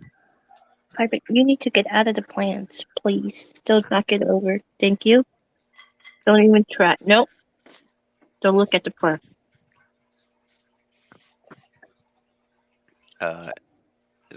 What is that plant there called? Is it a snake plant? Yeah. That's what I couldn't remember for sure. Sanctivaria, I think is the scientific name of it. I know aquatic plants. I don't know terrestrial plants for crap. What do you guys want? They want to play with the snake.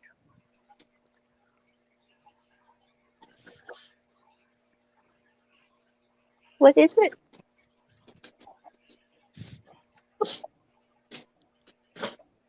Crowntail asked to see more bettas. Do you have any more? Oh, yeah. Well, there's that blue marble. Yeah, I think that's the one that they were talking about. From Do you have others? Petco. I have some. What are they? Rubras? Mm-hmm.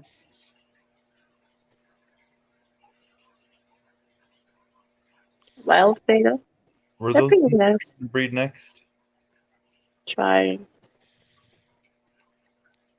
Wild wild bettas are way cooler than domestic type The bettas. Libras, there's more in there, but it's kind of dirty. Just how they like it. Yeah. Here's a gladiator female. That is a big betta. Hmm, How long is it? About 4 inches. Yeah, But that's a they big. get so big. They're so cool. That's a big girl. I lost the male finally.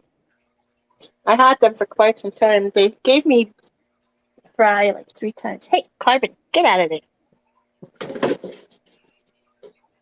He's like, ooh, goldfish. Here is some Flirtiais. I think so. Those are pretty cool. Well, there is a samurai, and then there is a female I took from a customer that moved and couldn't take her, and she's constantly egg bound, and she has her fins actually look better now than they used to. Say she looks egg bound. Right. She is egg bound. And then I gotta turn the light on over there.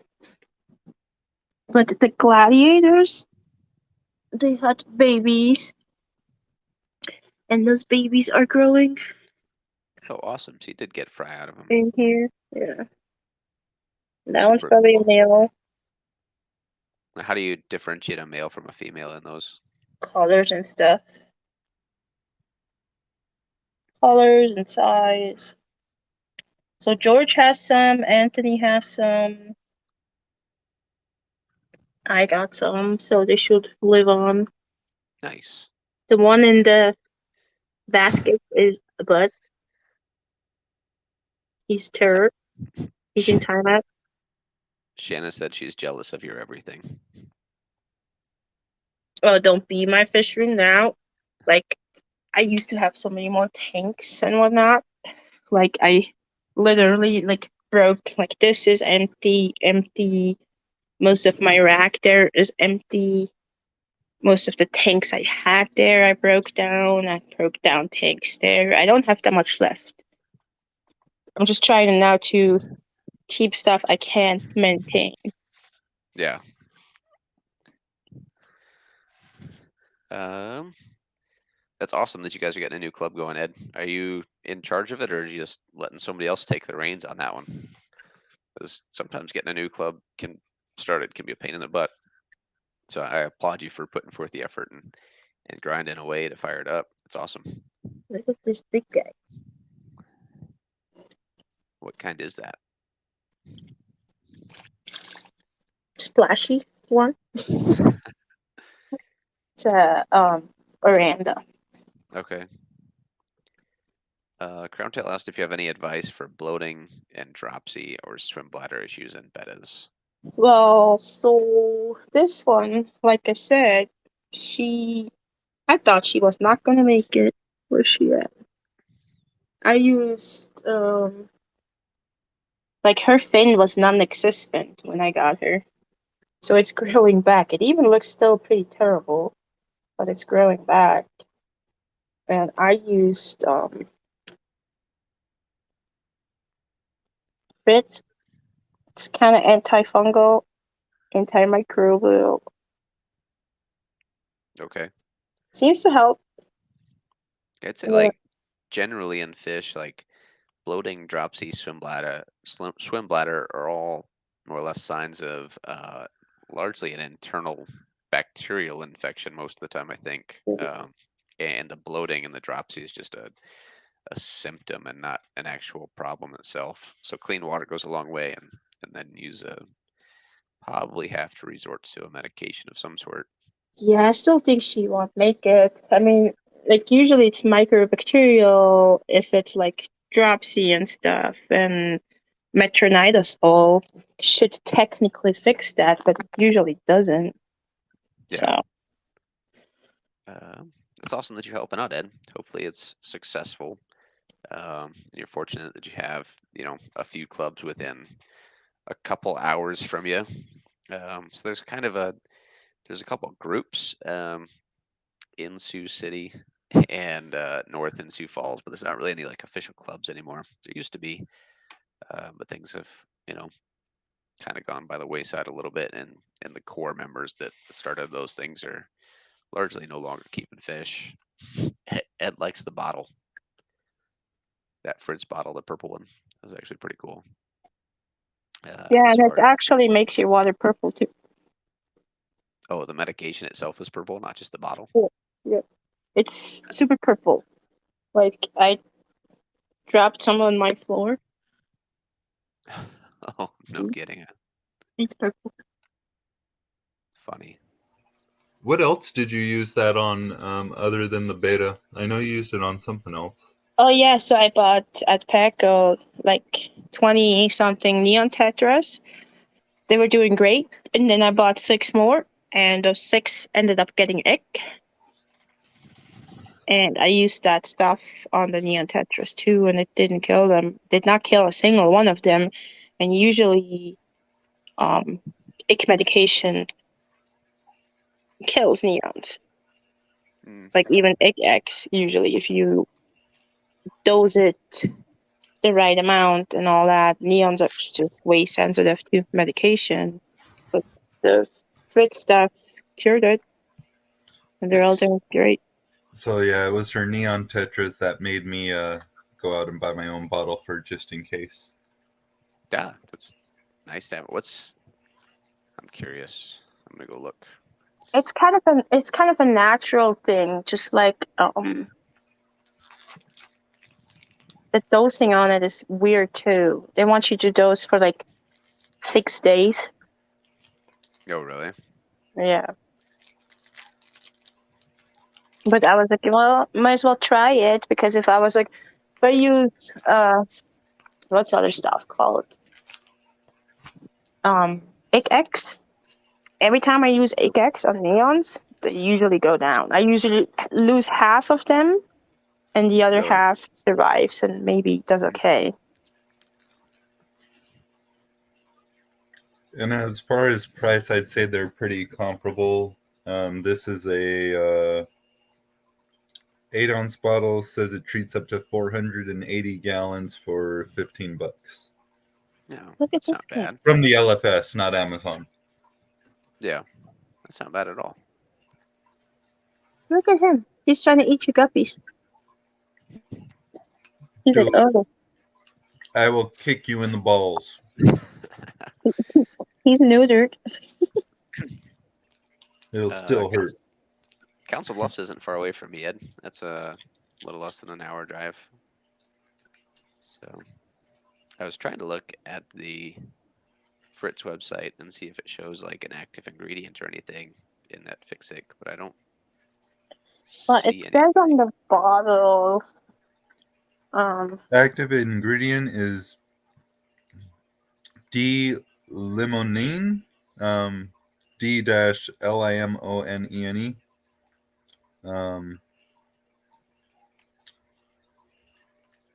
Shoot, some other stuff I can't pronounce, and capsaicin. It's at the bottom. Capsaicin. oh, It's there spicy. it is. There you go.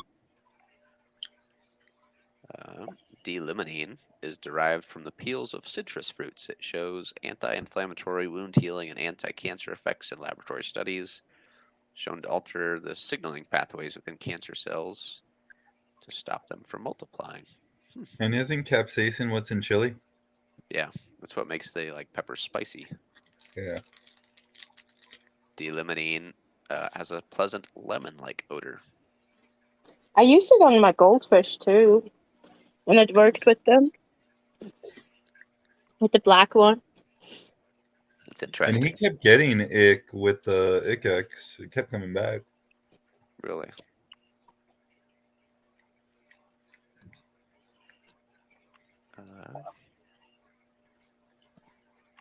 Carbon. Leave the Crown fish Tail alone. asked to use Fritz Ick X for bloated bettas. So I wouldn't. I would use more of like an actual like antibiotic type medication. Then not that Fritz Igex isn't, but it's usually like a topical kind of thing. It doesn't treat internal. I think this black goldfish is gonna turn golden. Do they Yeah. randomly change colors often? Mm-hmm. You can see the gold on the side. And the tail. I'm not into goldfish, but I've got a friend that's into goldfish, and he showed me Ranchu goldfish the other day, and those are some funny looking little critters. They are. There's so much fry in here. Goldfish fry or guppy fry? Guppy fry. Guppy fry. Do you just leave that basket in there and then let the females spawn on the outside, and whatever makes it into the basket survive? Yep. I've read that. Well, I've read and I've heard. I was listening to a podcast the other day where people like the mesh, like folding, like pop-up laundry baskets. People use those and put in those big tubs too, and then you just literally just pick it up and dump it into your grow out tank. I mean, this works great. Yeah, let's say just smaller scale. Crown Tail asked me a question a minute ago. Apparently, I missed it. Let me see if I can scroll up. Java moss has green hair algae in it. Can you advise how to remove it? Oh, Good luck. you don't. I'd say manually remove as much as possible. Otherwise, trim away the healthy pits of Java moss and throw whatever's contaminated out. It doesn't take a lot of Java moss to get it growing again. So I'd pull a few positively clean strands out and just start growing the clean stuff, as opposed to trying to remove the rest of the algae. I would say Otherwise, throw it away. Get some new Java moss. Yeah, you're going to spend a lot of time trying to pick it out, and then Personally, I say throw it away and get some different type of moss. get I don't know. Java moss is cheap and it's easy. I don't think it's particularly attractive myself. And it's I'd go just with so something darn like- invasive to everything else. Like there was a little bit of Java moss in the Java fern in the right cube, and it has taken over everything. Let me show you. I had to do like even like flame moss or willow moss. Grows a little bit slower and just grows a little bit cleaner and looks nicer. Oh, bam. There we go. So you see how it's taken over the wood, taken over the rocks. And this is a different type of moss. I think this was Christmas moss, was it? Yeah. Yep, I think so. And yeah, it got all in here. This Christmas moss got pretty large. It came all the way over here. But Priscilla had to chop it all back because it was just completely infested with Java moss. Which you can see it like everywhere. Yeah, that Java moss is never gonna come out of there.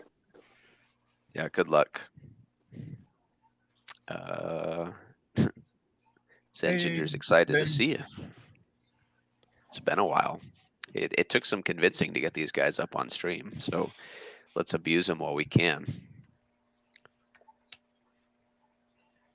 Since Zen Ginger is here now, we can talk about how everything in a saltwater tank just is a bunch of assholes and tries to kill each other, because that seemed to be an entertaining conversation last night. We got in. Which ginger is it? Zen Ginger. Not Ginger Graves. I haven't seen Ginger Graves in a stream in quite some time. Then again, I haven't been in a lot of streams myself. But we talked about how a lot of fish like to eat corals, so that makes them assholes. A lot of fish like to eat inverts, also making them assholes. How a lot of corals like to kill other corals, also making the corals assholes. So in the end, we determined that everything in a saltwater tank is just a bunch of assholes. Pretty much. I mean, try to go or see what's happening on the bottom of the ocean.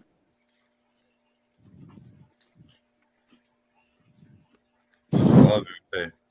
Now imagine all the stuff we don't know about. Right? Everything just kills and eats everything else. Zen Ginger, that's the real Priscilla. We haven't seen her face yet, but I'm pretty sure it's her. It sounds a lot like her. Oh yeah. In the beginning when she was in the car. For a minute. Yeah, sorry, I just worked like 9 hours. I think you need to find like an hour or so one day and just do a little art stream again and bullshit and talk art and I show off your art haven't done stuff. any art in like 6 months. It's unfortunate. Like at least 6 months. And the last thing I did art-wise was working on Terry's logo, and I haven't finished it yet, and I still feel so guilty about it. But I've had like work stuff, health stuff. I literally was at the doctor like once a week or every other week because I had stomach issues and I have feet issues. I've lost like 30 pounds of weight, and like everything just happened in the last 6 months that could happen. Well, sometimes when it rains, it pours. Yeah, and with all my stomach issues, I started feeling tired. Like you can ask Anthony, I started feeling tired like at 8:30, 9 at night, and I would just fall asleep with my son basically when it was his bedtime. Yeah. So I have not done much. I've neglected my fish room. When I found time, I was just trying to break down stuff so I don't have to take care of stuff. Yeah. You neglected the FishFam is what you did. Everything. Speaking of Pam, I didn't get a notification. Usually, Ed, don't you and Pam do art stuff on Saturday nights? Or am I off schedule here? I thought you guys usually did art stuff on Saturdays, but I didn't get a notification tonight, and I don't see a live video over on her channel right now. So maybe Yeah. I'm wrong. The only reason I'm still awake now is because I worked late tonight. So I didn't get home till late. But otherwise, if I get up at 6 a.m., I'm usually sleeping at like 8:39. Are you working tomorrow? Yeah, I'm supposed to be back at work at 8 a.m. Are you actually going to show back up at work at 8 a.m.? Yeah, I can. I'm not. I cannot call out sick. Not in my position. I've only one position over me, which is the general manager. And one time I jokingly told him like, I think I'm gonna call out tomorrow, and he gave me this dad look. Just like, Really? I did not hear that. And then I showed up the next day, and he's like, "Yeah, I knew you wouldn't just call out to call out." Like, yeah. Right. So, yeah, life gets busy. I'll like randomly pop up a stream every now and then and try to catch up with people and stuff. But other than that, I make maybe a video every other month or something, and that's I about. sometimes listen to streams. Oh, really? You just never say hi to any of us? I see how it is. No, because I usually wait for my son to fall asleep and then listen to some stream that's on, and then I pass out before I even get the chance to say hi. That's, when my son was younger, I'd do that at like Wednesday nights. I'd turn on Dan's stream and I'd have my earbud in one ear and I'd listen to Dan's stream for a while the kid fell asleep, and then a lot of the times it resulted in me falling asleep until my wife came in and woke me up. She's like, "All right, do you want to go to bed or not?" I'm like, yeah, I probably should. Yeah. Yeah, I'm the one that doesn't really say hi at all. Or real quick, yo, lurking. Yo, lurking. There's nothing wrong with yo lurking. Nothing wrong with yo lurking. Those corals and stuff open up on that tank yet, Anthony? A little bit. Now the light's been on for a while.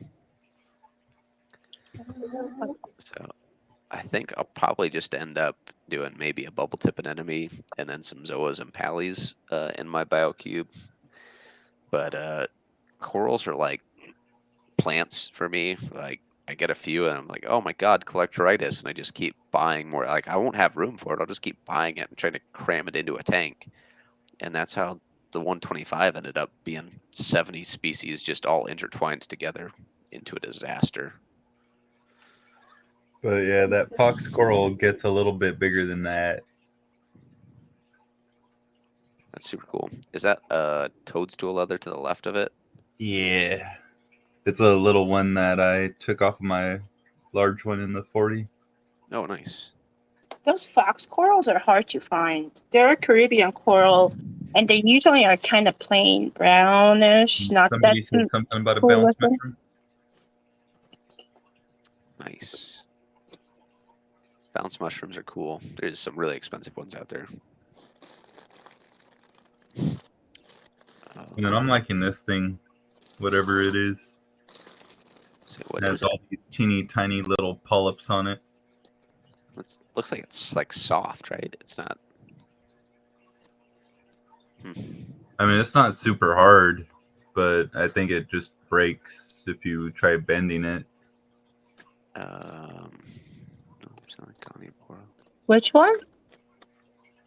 That branchy one with the little itty bitty polyps. Oh yeah, it's just a sea fan of some sort. I'm surprised it's still alive, to be honest. It's doing pretty well where it's at now. Honestly, mostly what's in here are rock flower nems. I have like somewhere between 8 and 10 rock flower nems, something like that. So you can get like variety packs of those rock flower nems, can't you? I don't know. Most of these I got at a shop in Colorado. Oh, sweet. This is probably one of my favorites right here. Can't really see it, but it has a green outer center with a blue inner center, and then like a fairly darkish to bright red. That's awesome. That looks pretty sweet. Ed asks how you keep the anemones from getting in the power head.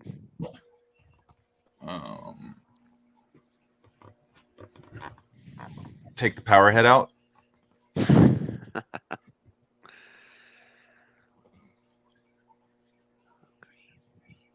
Like if you find a good deal, you can find like 5 flower nems for $100 type of thing.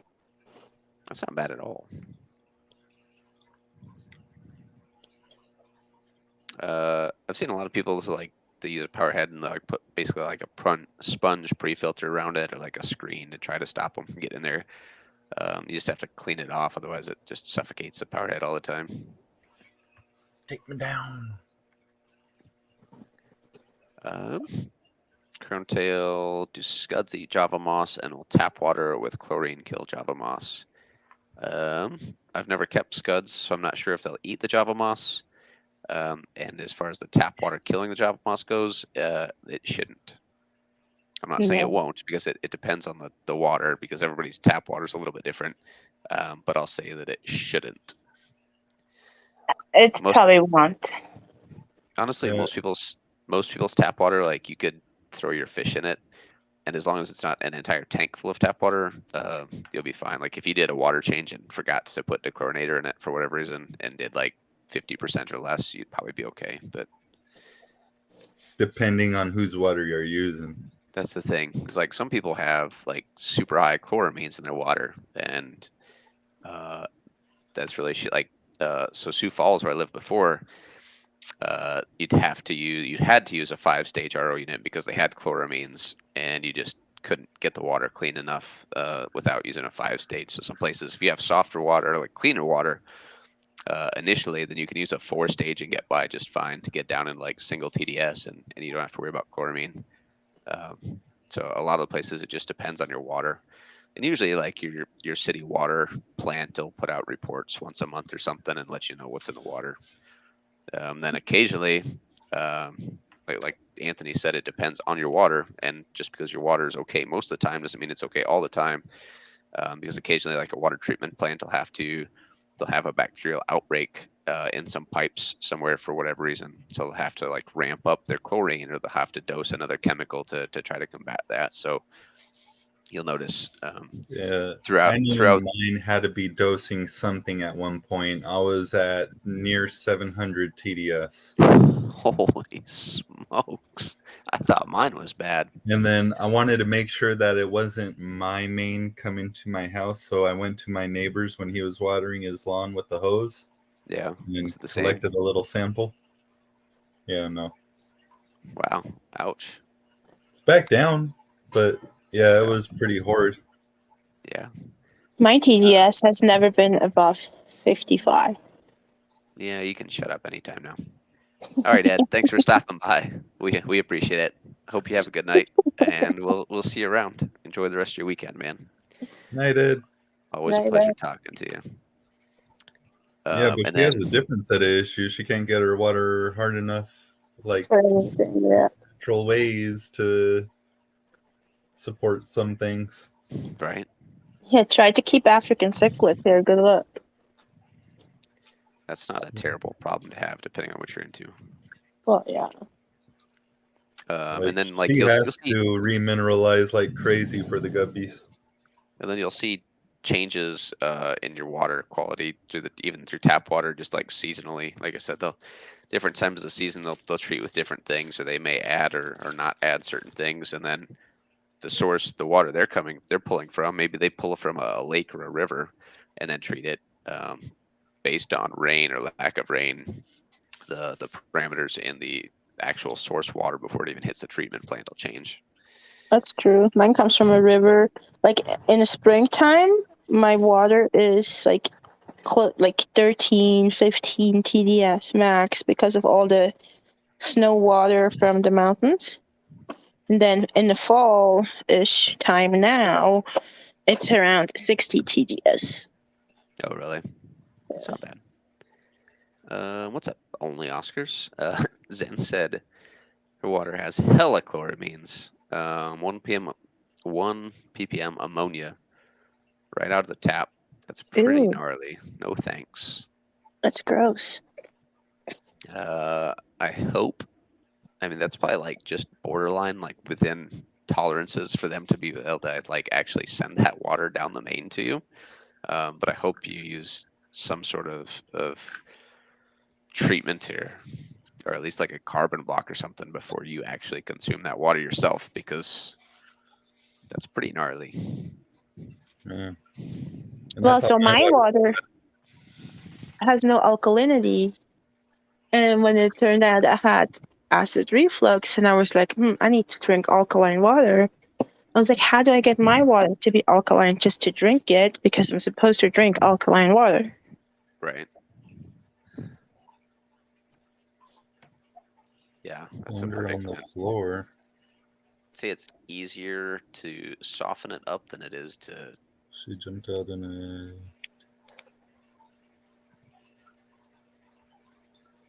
Yeah, but it's not swimming, just hovering at surface. It sometimes just takes a lot of time, and she may or may not recover. Yeah.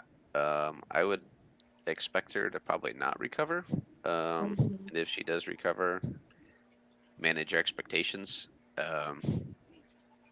As far as how long to keep her isolated from the main tank, as long as possible. Like if you have like a hang-on back breeder box, like one of the marina boxes, or even like one of the Zis boxes that sits on the inside of the tank, or even one of the cheap nets that sits in the tank, those all help reduce the amount of water movement.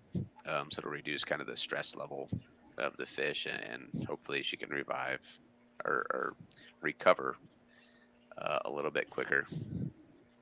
She probably won't, though. So some life bearers, they have such a hard time the first time where they don't make it through that first time. Yeah. So, yeah, I would say keep her isolated as long as it takes, and do what you can. Leave the lights off if you can. Minimize, like I said, flow a little bit, just to reduce any stress, so she doesn't have to exert that energy just trying to sit in one spot. And just manage your expectations.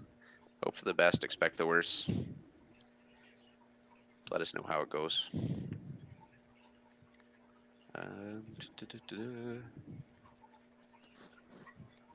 Ooh, the tap water smells like pool water. That's terrible. That sounds awful. I Oh would man, move. not good. Yeah, when my water was 700 something TDS, that's basically how my water smelled. Say probably smells about the same. And then even if you're using like an RODI unit, you're gonna burn through media because Oh man, so I have the 7-stage RODI from BRS. So it has 3 different oh, why am I blanking on it? The last stage. The DI Yeah, the resin. actual DI. DI. So most RODIs have one DI cartridge with a mixed bed resin. So it has the anion and Yep.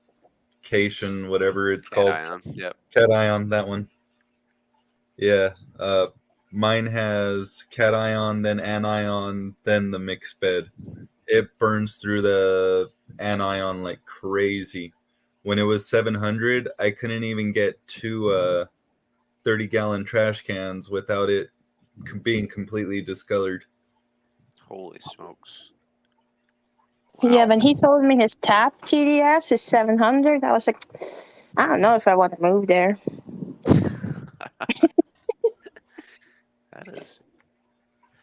That's pretty nasty. And then you got so much wastewater, and the wastewater's just got to be atrocious. Because every time he comes over here, he like drinks so much tap water. Probably because it actually tastes good. Yeah. And she didn't get that. Like, she thought I was, I don't know, crazy or something the first time I was there drinking that water. Like, I was like, oh my God, this is glorious.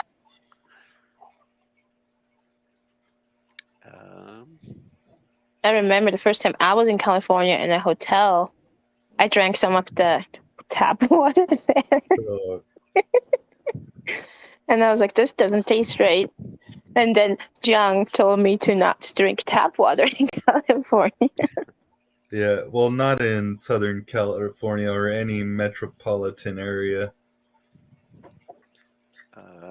So the 7-stage has a 1 micron sediment, a 1 micron carbon, another 1 micron carbon, the RO, a cation, an anion, and a mixed bed. Just like the media alone, like just if you wanted to replace your media and your sediment filters, it's probably gonna run like $120. Yeah, like if you're replacing everything, yeah. Yeah, it's just to replace everything in there. God, that But sucks. if you're replacing everything at once, you're replacing them wrong. Oh yeah, no, I agree. So that's just I don't know if I've ever actually like known somebody personally that's used 7-stage like that. So your water must be absolute dog shit. Yeah. And then I even asked the BRS guys if I should get the recirculation, basically the second RO membrane. Yeah, And they're like, no. really. Don't, no. So do you have to run a boost pump or no? I do. Have to, Okay. no, but it increases the life of your RO membrane. Not everything, but your membrane itself. Yeah. And then it fills up a hell of a lot faster. What boost pump do you use? Because I was thinking about getting a boost pump one day. I And then use the one got from stranded. BRS. I like it because it's adjustable. So I like that it has a pressure gauge on the RO system. Okay. Without the boost pump, it runs about 40 psi. With it, I have it set to 85 Oh, nice. because they say the max you want it to is 90. So Yeah, I think mine sits probably around 40, maybe 45. I think mine's at like 60 something, 70, because my water pressure is so high. So you got some wicked water pressure then. Yeah. I would But I fill use that. an RO buddy. Yeah. But you know her water, that RO buddy lasts her forever. Yeah, I was just say you're not using any media at all. I used the RO buddy with my water, and I literally saw before my eyes the DI just freaking like disintegrating, changing color. I replaced my. I have not replaced my RO yet, but the DI I've replaced like once, and I had the unit for like 3 years, I think. Okay. And it's funny too because our Colorado water is so clean. For example, like Refillers, the studio, he says our water here is so clean, you don't have to use RODI, right? Okay. But I have other friends that are into keeping salt water, and they're saying that if you don't use RODI here, you still get like silicates and stuff. And if you get silicates, even minimal amounts, you get hair algae. So our water is good to use without anything, but over time you will build up silicates and therefore have some minor issues. And that's the other thing I wanted to tell you about the Instant Ocean, Mike. I feel like it has silicates in there because I used to get so much more hair algae with it than with Fritz. Oh, really? Yeah, I've just heard like everybody I've talked to that runs like the plain Instant Ocean, is just problems left and right with it. Well, I never even ran the plain Instant Ocean. In any reef tank or any saltwater tank I've had, I only used the reef crystals. Other than with the 75 with the puffers, I was using the purple one. Okay. Crown tail asks, can you mix safe and store it in a liquid state, then use it like prime during water change? No. Is it according to possible? CChem, no, because it's as soon as it hits the water is when it takes that chemical reaction. So it if will you deplete. store it, so like you can't dose like just a small amount of water. What am I trying to say? Say what you're gonna say, Mike. So CChem actually, so the difference in prime and safe, other than the fact that one's a liquid and one's a solid, of course. So prime there's some stabilizing compound in there that allows it to be stored as a liquid. So like Anthony was saying, like once you add it to the water, you have a very short shelf life. Like you only have so much time that you can use it before it's just useless anymore. Thank you. I'm already getting tired.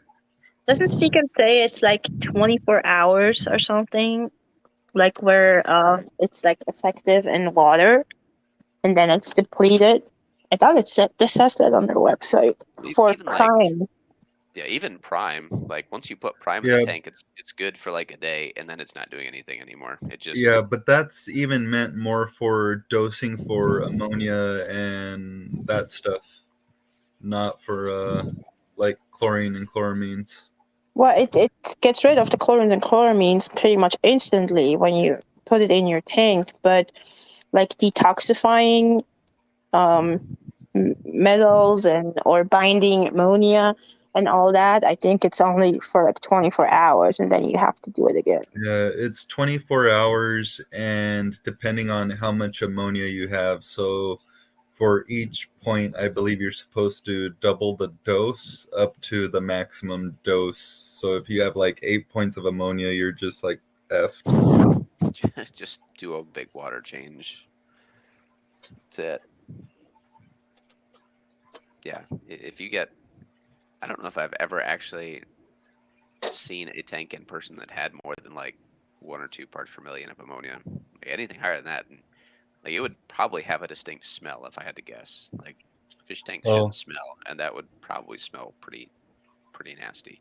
Like Zen I got water. 8 points of ammonia in one of my tanks, not with any livestock in it. I was trying the Dr. Tim's method with their ammonium. Oh, really? And yeah, it skyrocketed. Oops. There it goes. That's why I'm not a fan when people use actual straight up ammonia to cycle a tank, because most people will just overdo it and then it's going to take forever to cycle. Yeah, it can be counterproductive.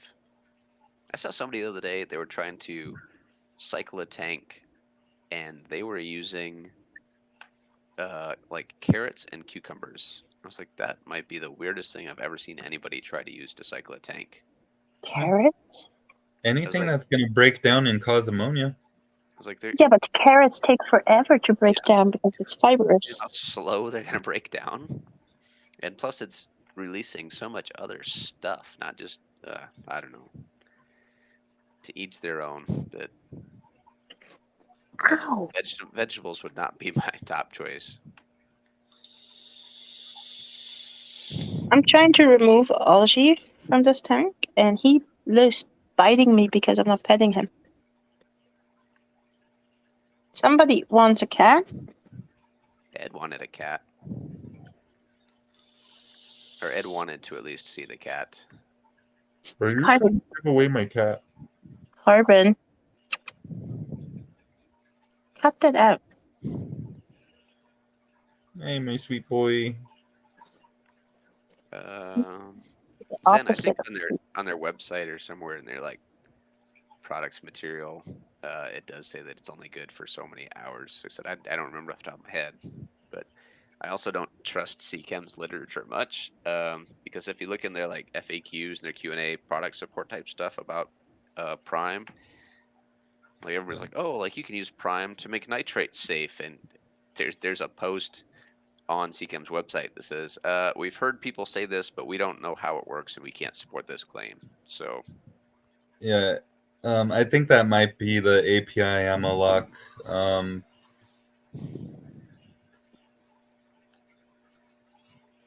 But you could call CChem and talk to some people over there and not just a salesperson. if you are familiar with Luis Navarro, he works at CChem now. He left ADG and he works for CChem, mostly on their plant stuff, but he could probably point you in the right direction if you're super curious. Priscilla's demonstrating exactly why I never suggest people use Java Moss in tanks, particularly tanks that you want to actually look nice. There's hair algae. Oh, I thought you were just picking strands of Java Moss out No, here. that's Fissidence moss. No, I know with that's hair just. I algae. thought you were pulling. I thought you were pulling Java Moss off the other stuff.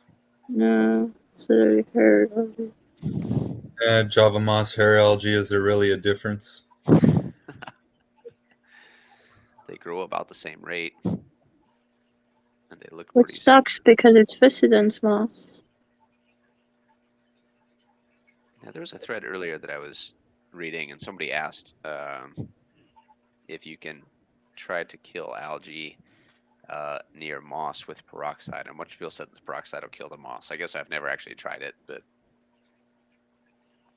so I don't know myself. If you use a weak enough solution of peroxide, I think you'd be fine. Yeah, right here, see that? Oh yeah. Is that a bulbitis species? Is that what that is? Yeah, Bulbitis Hydelii, whatever it is. Is that Is that what you heteroclita? got from Pet Town, or? No, I had this forever. I think I got this from Greg Sage. Not Greg Sage. What's his name? Yeah, Greg Sage. Select Aquatics. Yeah. Yeah, he lives here in Colorado. I don't know. Yeah, I went to his fish room like 3 years ago, 4 years ago, something like that. And he Was it gave me you some that of made a this, video about that? and it grew everywhere.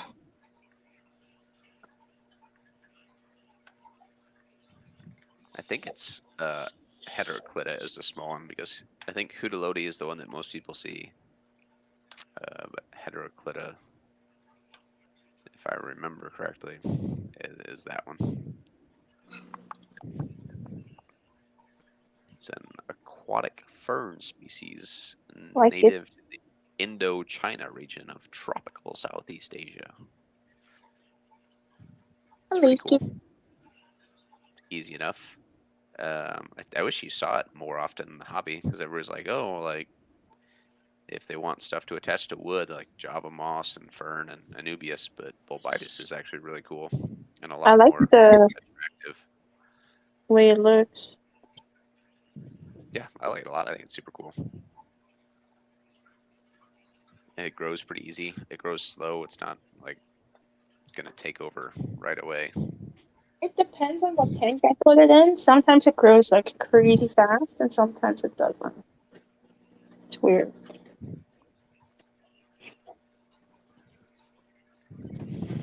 Hey, why are you eating? No, he's eating substrate. Oh, Zen Ginger is trying to get me worked up now. Bringing up Excel. Just trying to put this. So Excel, despite what CChem tries to label it as, is a glutaraldehyde solution. They label the MSDS anymore as an isomer of glutaraldehyde to get around some bans because glutaraldehyde is a really nasty substance. Glutaraldehyde, it's a biocide. It's used to sterilize a lot of medical instruments, and it functions. It causes tissue damage by cross-linking the proteins on the cell walls. So it's pretty nasty. If you read the MSDS, like, oh, like don't get in contact with your eyes, and if you do, like rinse your eyes out, and if they're irritated, go see an eye doctor. And it'll irritate your skin. Oh. And when you put a bunch of it, if you overdose it in a tank, it can definitely harm your fish and shrimp and stuff. So does it do anything to hair algae and or moss? Yes, it can. It's kind of a nasty compound. Like it's mismarketed or misunderstood by a lot of people in the hobby as providing carbon to your plants, and it's often related to like liquid CO2, which is complete bullshit. Because it doesn't provide any carbon, despite CChem's marketing, where it says it's a source of readily available or bioavailable carbon for your plants. No, definitely not. There's nothing to support that it provides any substantial or even noticeable amount of carbon that your plants could use. The only way that it does potentially help your plants grow is by killing off fairly weak algae and just allowing more nutrients to be in the water column, so the plant's not competing for it as bad. Doesn't it lower your pH too?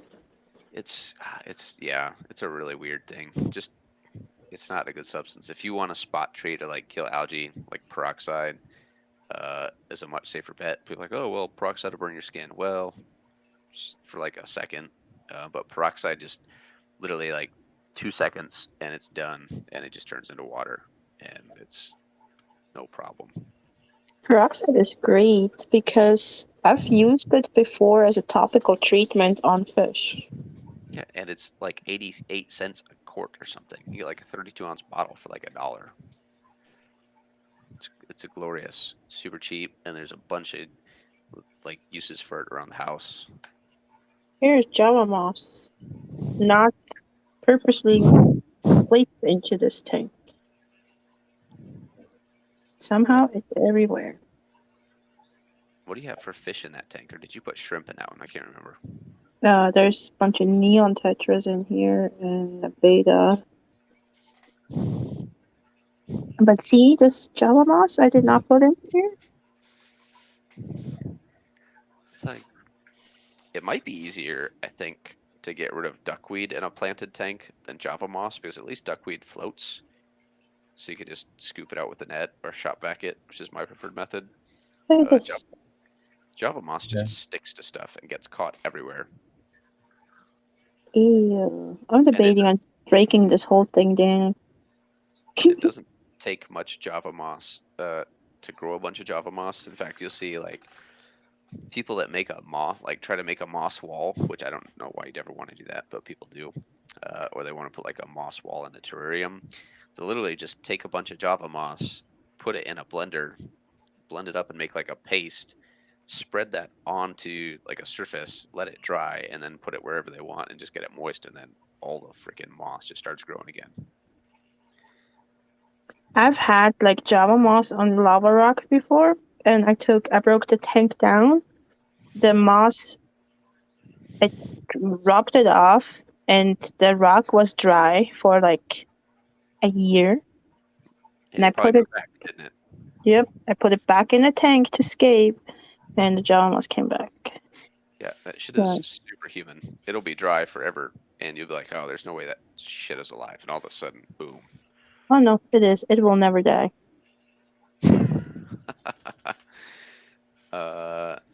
So Zen Ginger had some staghorn algae that resembled a 70s bush. Zen, I'll be honest, I'm not old enough to know what a 70s bush looks like, so I'll take your word for it. Oh, come on, Mike. You know you've seen some videos. Are you sure?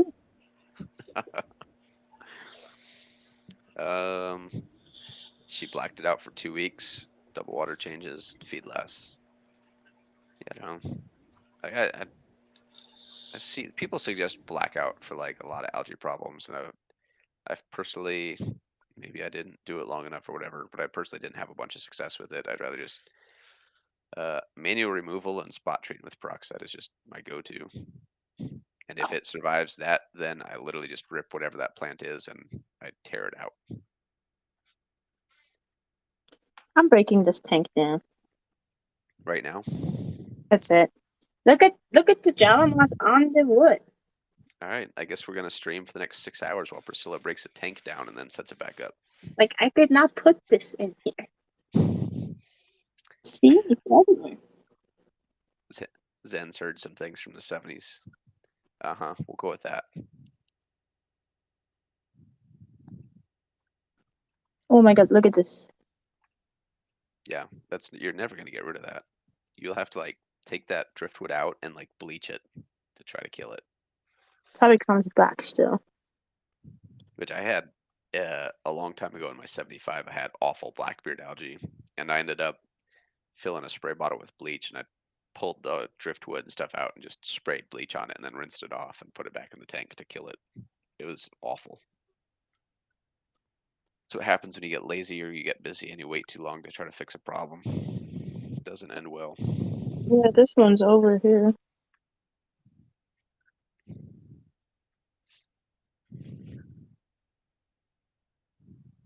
And you know, if you rip it off stuff, you make it worse too. Because you will break off little pieces. Yeah, and it just encourages all to grow. Yep. That's why people have such good success making like a paste out of it and making walls, because it's like every time you cut it up, it encourages it to grow more. Just like whenever you trim stem plants, like you trim a stem plant, and then it's going to split right there. It's going to send 2 shoots. That's how you kind of get a little more bushy look generally. Since we're talking about 70s bush, Zen. Yeah, see? Yep, throw it in the garbage or kill it with fire. You kill it with fire. That's always the solution to try to make sure something doesn't come back, is to kill it with fire. And I didn't even go through the crypt yet.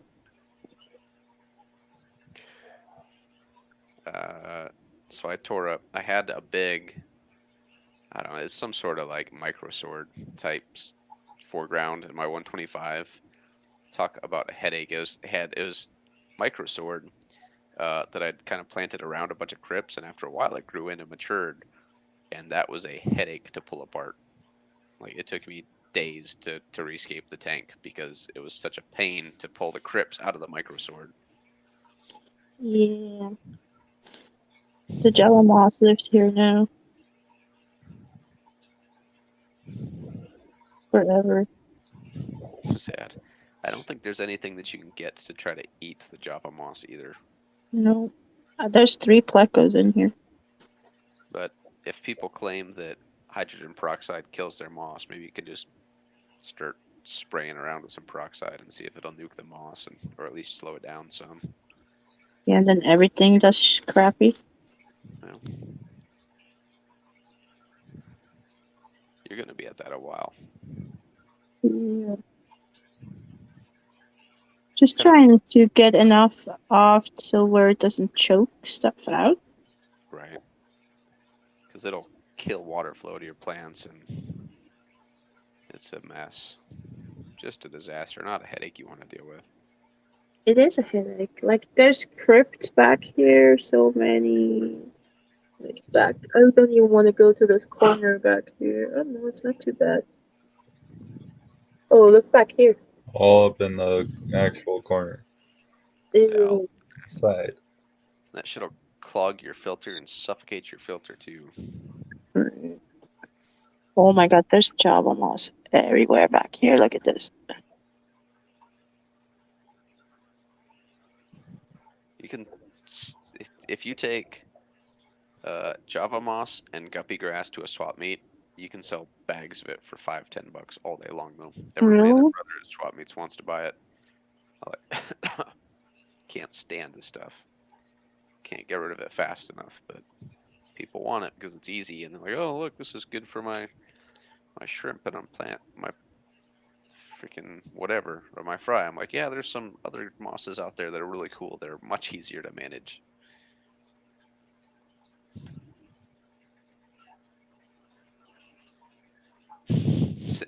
Zen says she fights her Java moss when she does water changes with her Python because it clogs up her Python. Oh yeah. Can see that. It just kind of overall just sucks.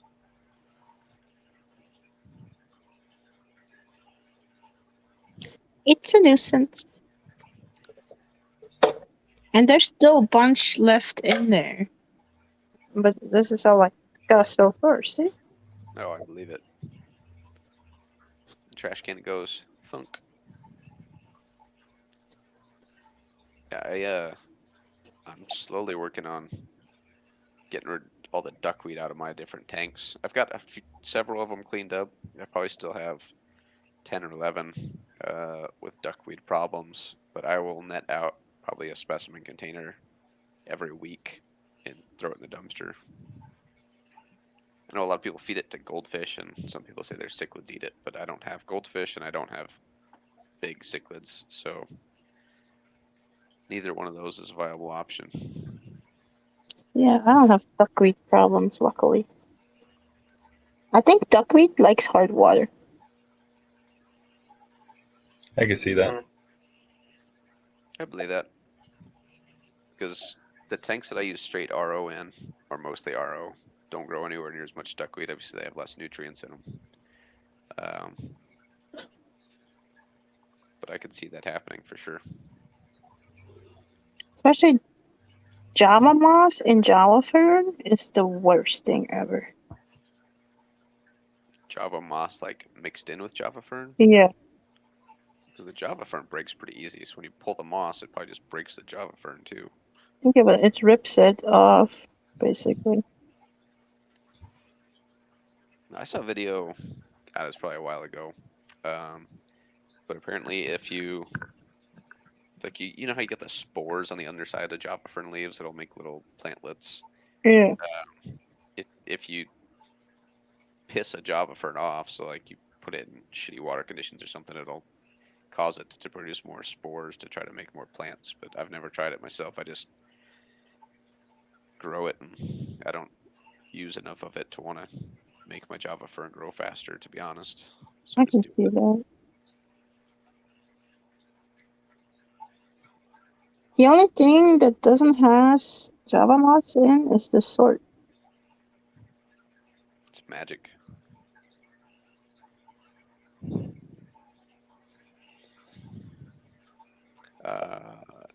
Anthony, did you say that Priscilla had an 880 over this tank, or did you guys use something else?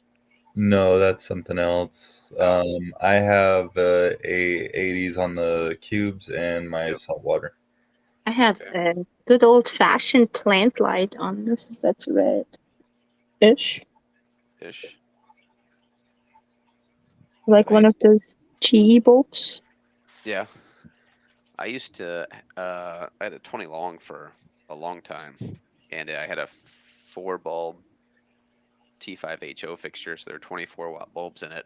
And at the time, if you could get like go to 1,000 bulbs, and you could get bulbs for like $2 or $3 a piece. Yeah, I just get like just mix different color temperatures. So I had a couple like 2500s, like they were like orange, and then I tried like 6700s and 10,000s, just mix them together. But when you're only paying $2 or $3 a bulb, it's easy to do that stuff. If you want to buy like decent T5 bulbs now, it's like crazy expensive. Would you look at that? There's duckweed. Because I like using growing plants with T5s, but the bulbs anymore, one, they're hard to find, and two, they're stupid expensive. So there's just no point in even trying. The duckweed won't grow in here because the Java fern, the Java moss is out competing it. Just kidding. I wish it worked that way. Now this tank is like, I think the pH is like 6. That's probably why it's not growing. That's pretty crazy. Then again, you basically have RO water coming out of your tap, so I can see how that happens. I mean, it's kind of black water-ish already with the wood.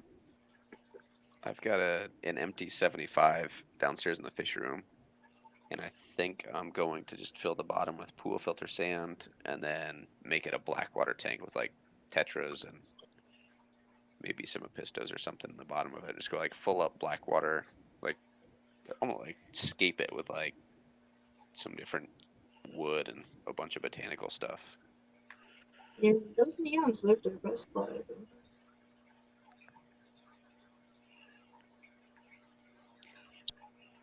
I was watching so Dan's videos now that he's in the warehouse or whatever, or his new building.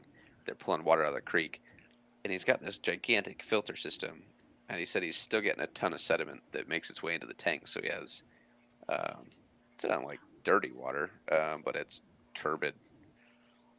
So, but he said that he gets better colors out of the fish from it. Just hard to take pictures because the water kind of looks a little bit cloudy. Oh, because of the blur, background blur. Yeah. What are you doing, man? Oh, just about to destroy this power strip and start chewing through power cords. Hey.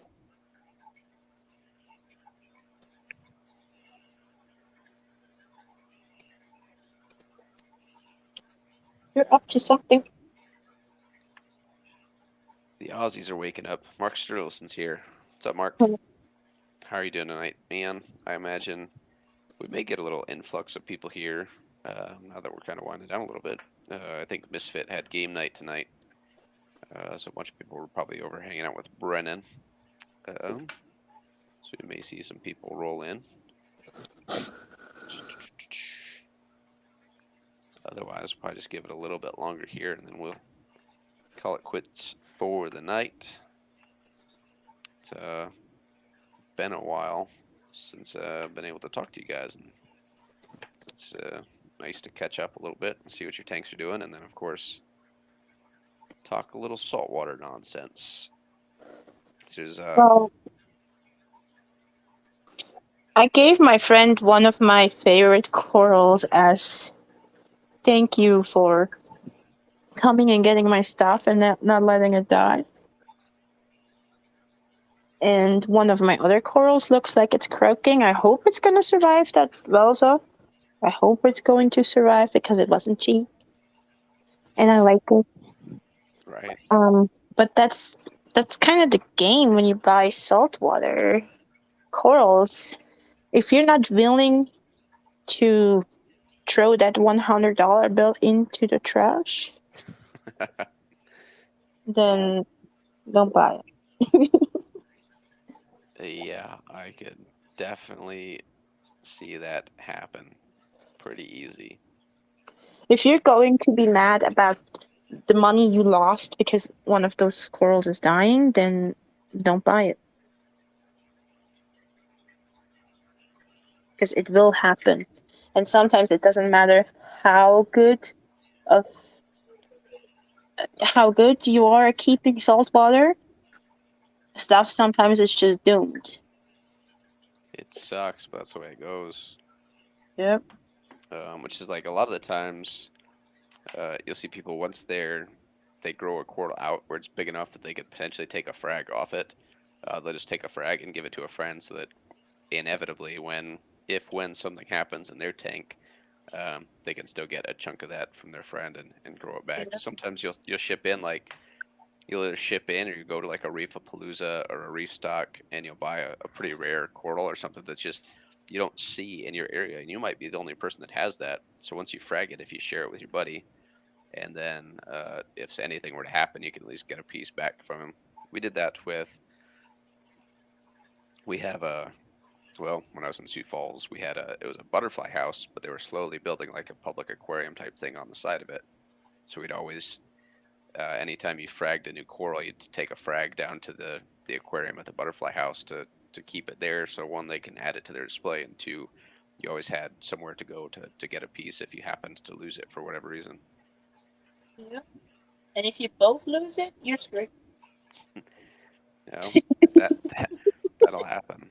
So a lot of times, like, I try to suggest that with people breeding fish too. Like, once you breed fish, like, distribute it to somebody that you know.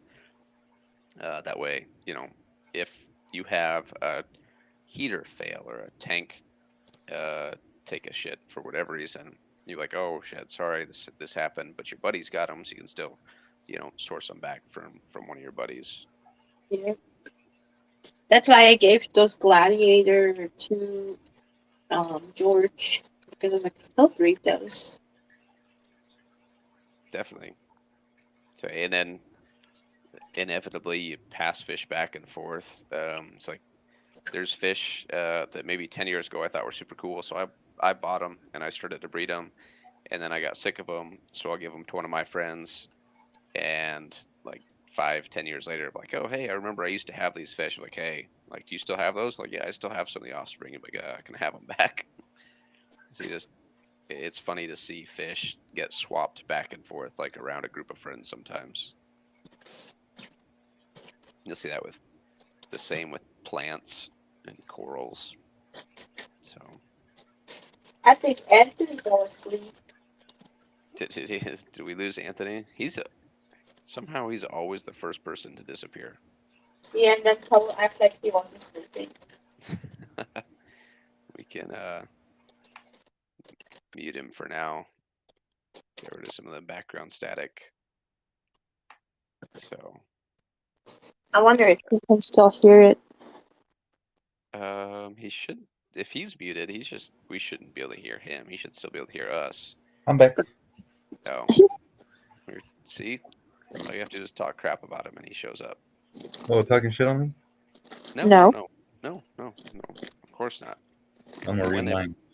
When have we ever talked shit about you, Anthony? No, he's always the first person to fall asleep. Of course, now it's been so long since he's been in a stream that he hasn't had the opportunity to fall asleep during a stream.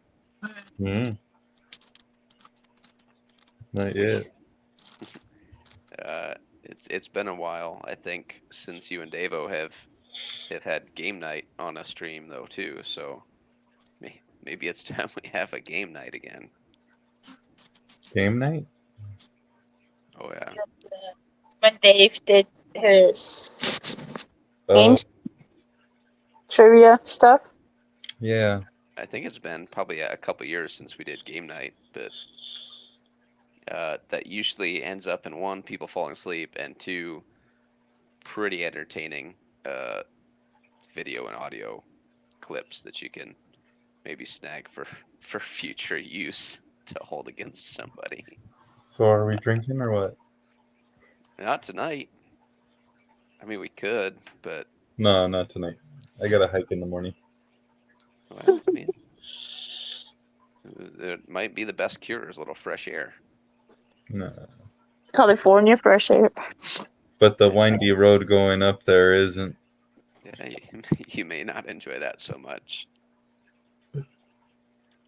We could plan on. We should try to get a hold of Davo and see what he's doing next weekend, and maybe we can somehow convince Davo and Jesse to do a stream with everybody again. Davo is a slave of the post office now. Davo is a slave of the man. I swear I don't even remember the last time I've seen him say anything in any of the chat rooms. The man named Uncle Sam. Yep. It's just weird that that's how that works because the U.S. Post Office isn't actually like a government entity. It's just The first year at the post office, you You're a are like government on the bottom of the barrel. yeah, he is the lowest priority. Just slave driving, working him to the bone. Yep. So I haven't seen him for a while. He would post like I should look him up. He was posting like videos of like at the aquarium and stuff in that area. And then I don't think I've seen him post anything for a while. Let's see what his last video was. It's hard. You're telling me I'm never home. You know, the Fishy mailman, Yeah. I think he warned Davo it's gonna be hard that first year. Yeah. But hell, he's been at the post office for how long now? I think Steven's been there for more than 10 years, so it's worth it for him now. Right. I mean, Dave's yeah. been there for at least a year, though, right? Something like that, yeah. Close No, to it. no, because Right. he got the job when I got my new job. And it's been not that long. Like 8 months. A year ago, he posted a video titled "The New Plans, New Job, New Updates." Oh, really? But I don't know if that was because he had a job for a short while before he hit the post office, didn't he? Something like that. And then he posted multi-tank syndrome a year ago, and then 5 months ago he posted the fish at Nolan's Aquarium in Santa Ana. Is that a store over there, Anthony? Yeah. And then Jesse moved house and fish room. Yeah, just our whole little group has just been stupid busy. I see Jesse every now and then pop up, but I haven't actually talked to him in a long time. I should. Somewhere I'd have to dig pretty deep, but I still have the video of him singing. Uh, God, He will kill it. maybe if we post that on one of our YouTube channels, maybe it'll bring him out of the woodwork. Oh my god, he will murder you. Oh, I'm gonna find it. I don't know how I'm gonna find it, but I'm gonna find it. I don't remember He will because never forgive you. because that was on what like his girlfriend's YouTube channel. I don't even know how I found it the first time. Somebody might have shared it, and I just happened to catch it in that stream. He shared it. That's terrible. That's just terrible. He was drunk enough to share it. Yeah, that happened. More And than once. it was a mistake. Hey, he doesn't sing badly though. No. I gotta look here. She, on the other hand, was Pretty bad. too good. It was the whole thing was a little bit of an abomination. Abomination. I don't. How else do you describe it? Shit. God, it's not in my personal messages with him. I must have posted it in a group chat somewhere. If Jesse gets lucky, you'll never find it again. Oh my! I will find it. I'm determined now. You gonna look back in your history from a year and a half ago? Oh my god. It's got to be it.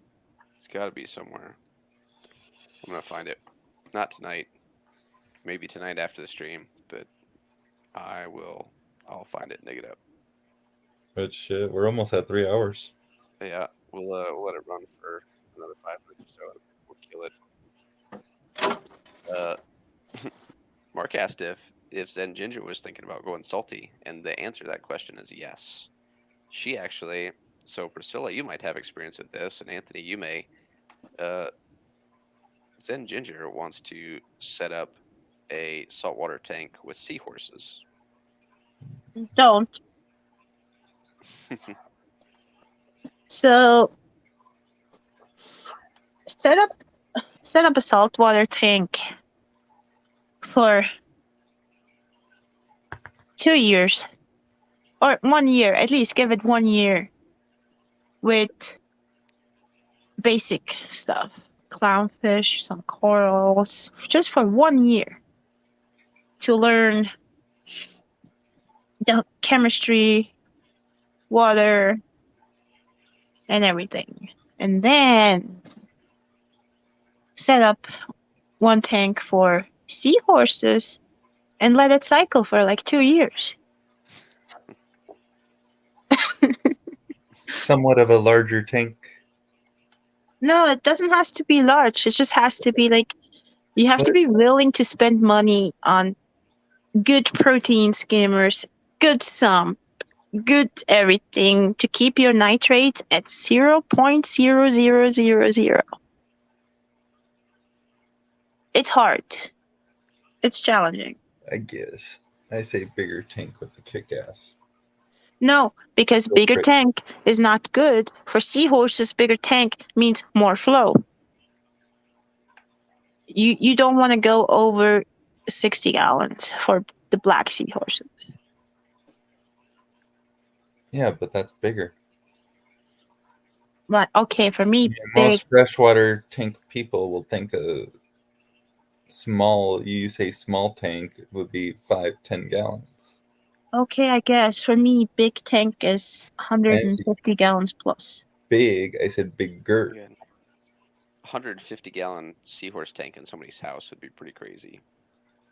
Yeah, but you don't want too much flow. And if you stagnate, salt water turns toxic quick.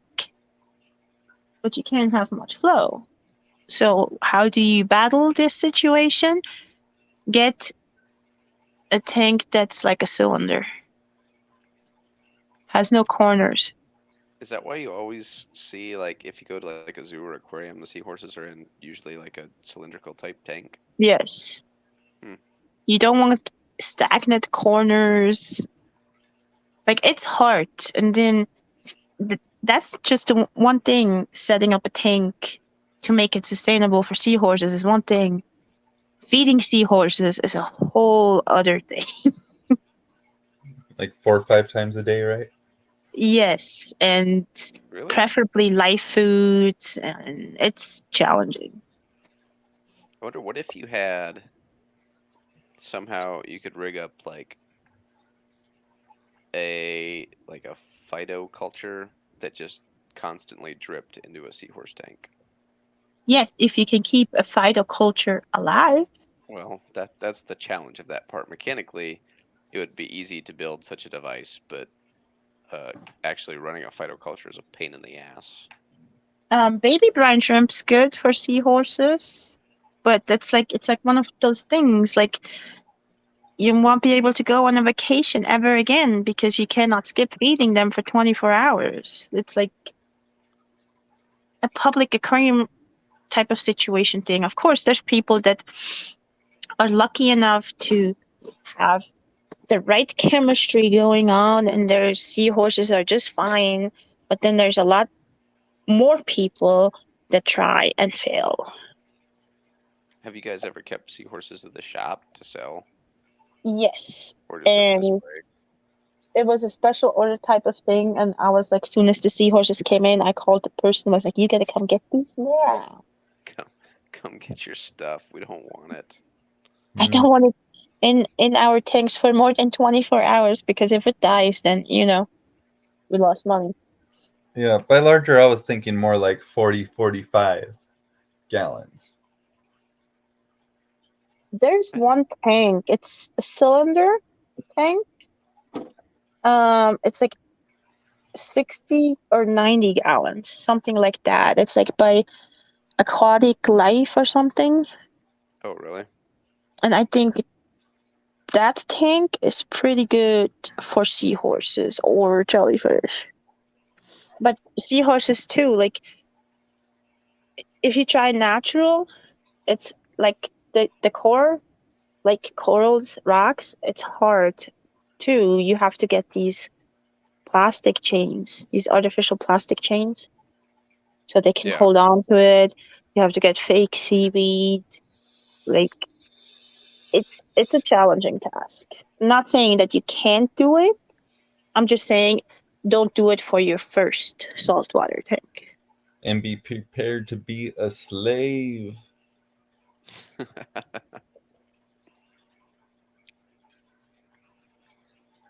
It's the same thing with stingrays. I mean, we see people do it on YouTube and it seems okay.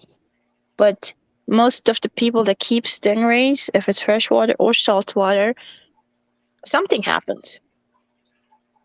Always. Something will happen. Where just I've not seen anybody like, oh, I had this stingray for 10 years. And the same goes for seahorses. Or it's like even arowanas. Like, have you seen anybody with a private person with one tank that goes like, oh, I had this arowana for 15 years. It hasn't jumped.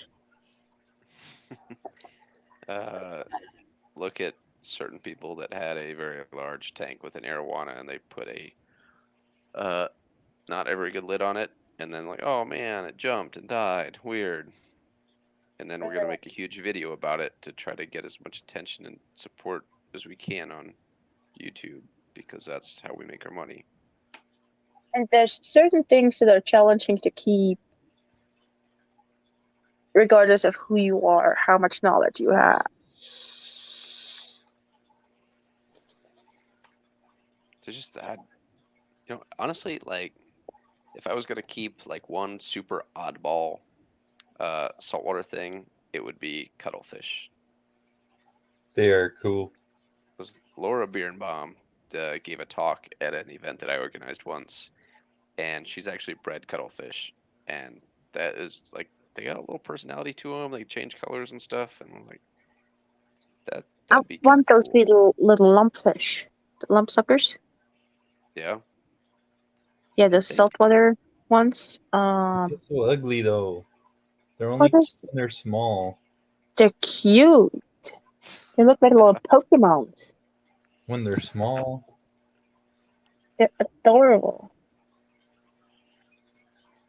I want to say I was looking on Live But Aquaria it's like the earlier. batfish. It's a gorgeous fish when it's young, but when it matures, it's like, eh. Yeah, batfish get ugly. Yeah, they get real ugly.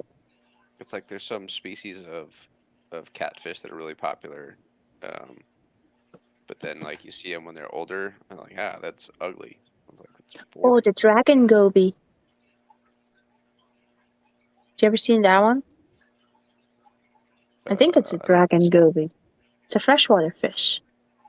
It looks cute when it's small, but when it's big, it looks like anglerfish and saltwater type of fish. Oh, really? Yeah, it has real ugly teeth. So apparently, Live Aquaria sells pygmy octopi for $60. Blue ring octopus? Pygmy, not blue ring.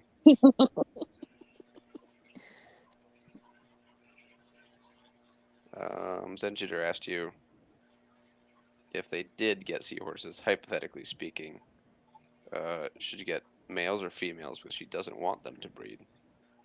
I think they can change. Yeah, they might be like clownfish, where they can. The black ones, they change.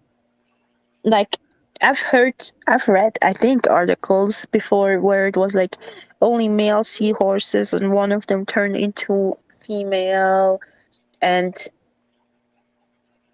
basically did not need another seahorse to reproduce. Really? What? I've never looked into it too much. And the males are the ones that carry the babies. Mm-hmm.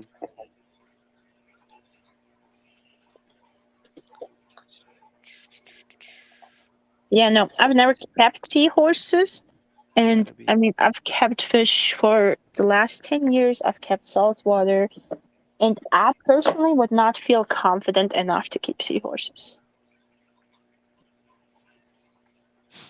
Same as What the octopi. on No, earth? Anthony, we were talking about prices earlier. Look at the price on this. That's got to be a typo or something, because that is absolutely freaking insane. Because they're not. I mean, they're a pain to breed, but they're not hard. It's just a lot of work. Yeah, that's nuts. That's not Yeah, the scale at which that's got to be for more than one. I hope so. That's Like that's got to insane. be what, a pack of 6 or something at least. I hope.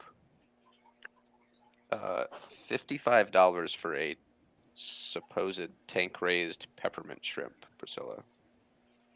really? Yeah, they gotta be out of their damn mind. Gotta start breeding those. 3 lot out of stock. Does that mean 3 of them? Even a group of 3, that'd be insane. Nobody in their right mind's gonna pay that. I mean, you don't pay that much markup for like a tank raised anything versus wild. Their regular peppermint shrimp are $8 each. Oh man.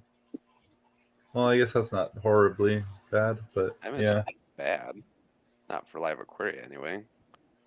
And not with like today's markup and prices. But I just want I've to pet seen you. I've seen worse. I figure I'll probably pay like $6 a peppermint shrimp right now.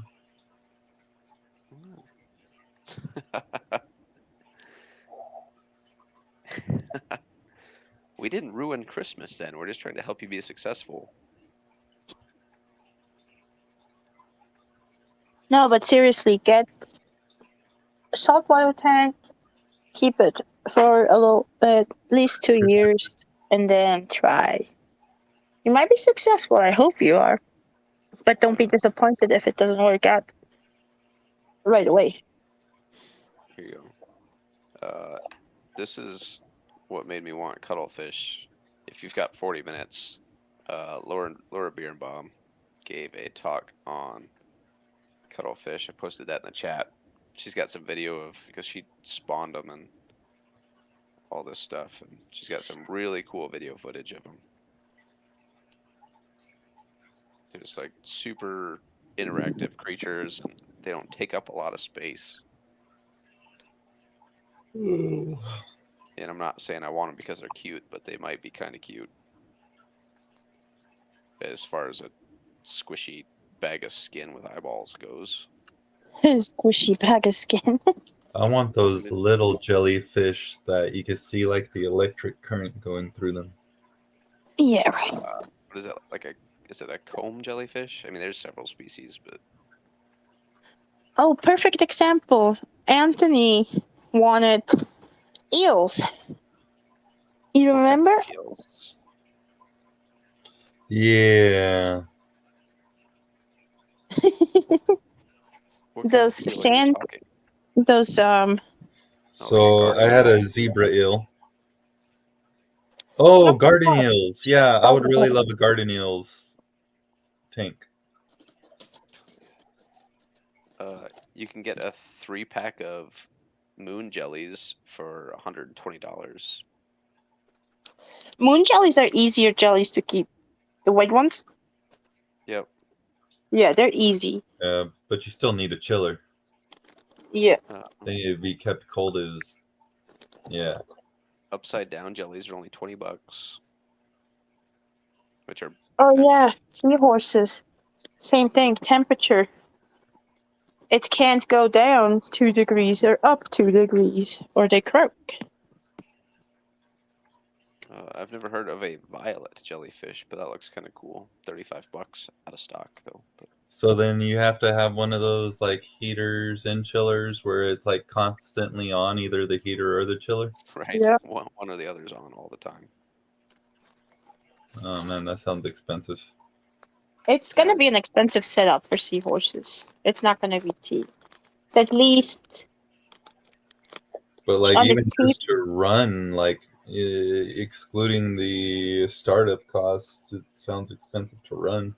Yeah, let's say a cheaper seahorse setup where you could be successful, probably $3,000. An ideal setup, probably like $5,000 altogether. You think so? Yeah. The tank itself won't be cheap. You're going to need to have killer filtration, and killer filtration in saltwater is not cheap. Yeah. Like just skimmers and like reactors and preferably an auto scrubber. More than half of it is going to be just filtration. Algae scrubbers were just starting to get big when I was getting out of saltwater. Because some of the designs are kind of cool, where they just basically make an acrylic like plates and put lights on the outside of them and just see how fast they can grow algae. But pretty efficient way of nutrient export. I'm kind of surprised we haven't seen people use algae scrubbers on like big like predator freshwater tanks or like big cichlid tanks to keep nitrates down some. Oh, so speaking of algae scrubbers, Your favorite tuber has showed you how to make one. Not. he didn't see that. But speaking of algae scrubbers, so Jake Adams, super fun dude to hang out with. He likes to experiment because he has a degree in biology, marine biology, and all that. Smart guy. So he swears by when you have a reef tank with some, when you have your refugium, that Kato algae is the best thing, better than sliced bread, whatever the saying is, to get rid of excess nitrates. But he says you need to keep the algae in your refugium so it spins. Yeah. It has to move constantly. So you basically get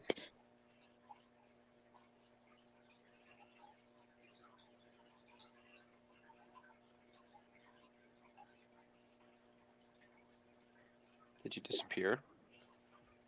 Yeah, that's why I was trying to set up my Fuge to spin the Kato with that small pump I bought. Okay. But it I didn't don't work think out. I would probably need 2 small pumps, one on each side. I don't think I've seen a video of that. I don't know if I've ever actually seen your sump set up. I think I've only showed it in live streams. Oh. Pete, you cut out like halfway through whatever you were saying. I don't know if you muted yourself or what. No? You still hear me? I can hear you right now, but you were talking and then just cut out. You're talking about keeping the keto spinning, and then we lost you.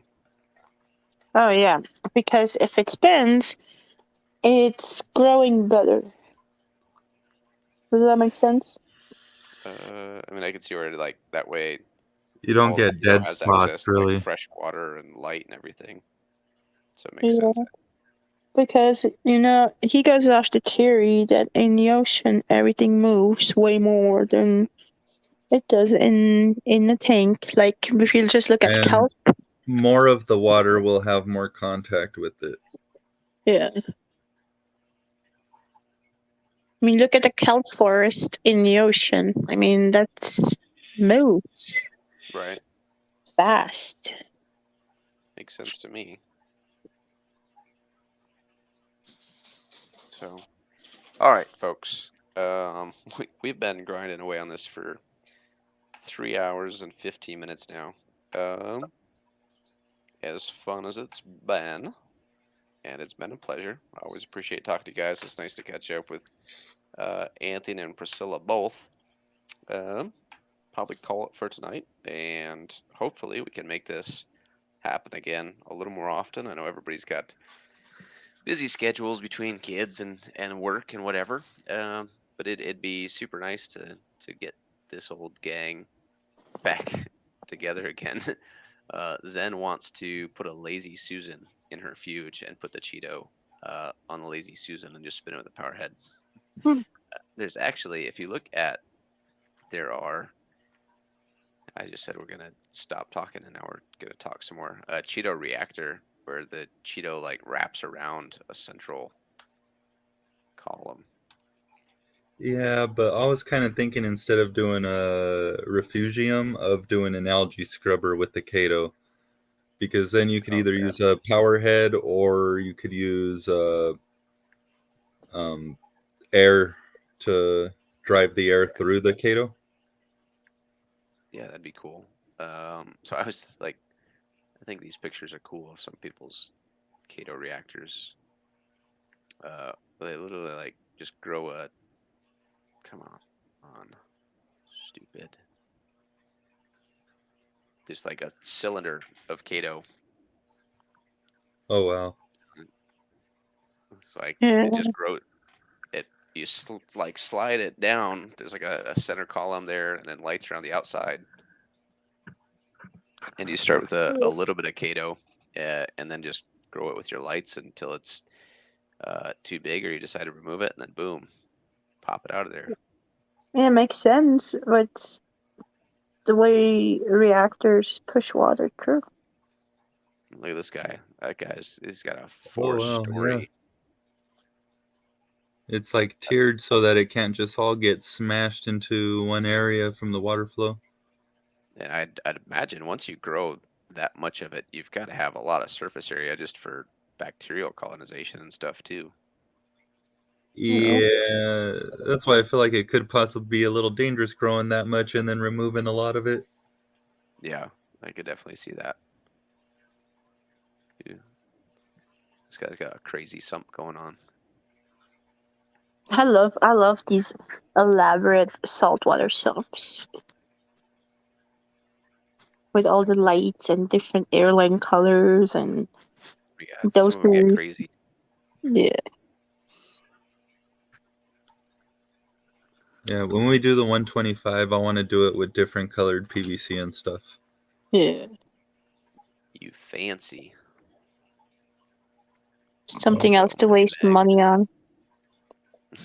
Zen asked if the Kato was a hair algae.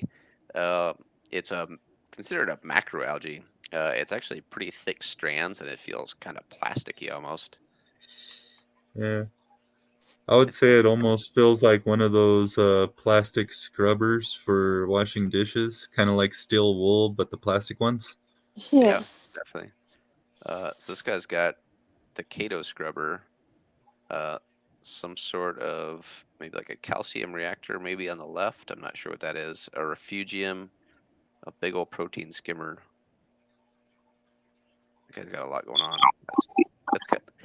That sump is so small that thing's got to be a mess to work on and just a headache to try to work your hands around and dig in there. I don't know, looks fun if you know what every component is. Right. I mean, I'm sure he's probably got an auto top off setup, and he's got probably dosing like Kalkwasser or something in there. Just imagine there's a leak somewhere. He has water on the floor, trying to figure out where it's coming from. You'd never find. There's too many joints. You'd never find where the leak's coming from.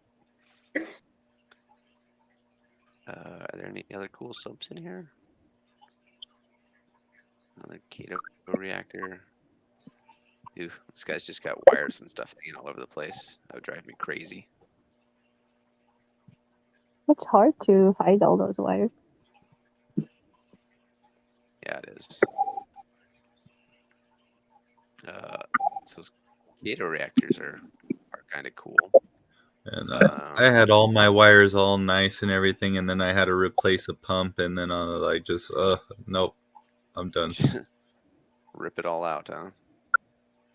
But that's the beauty of sometimes having a saltwater tank, reef tank with filtration like that. It's like, yeah, your water change might be like a matter of 15 minutes, 20 minutes, but you've been working like 2 hours on the sump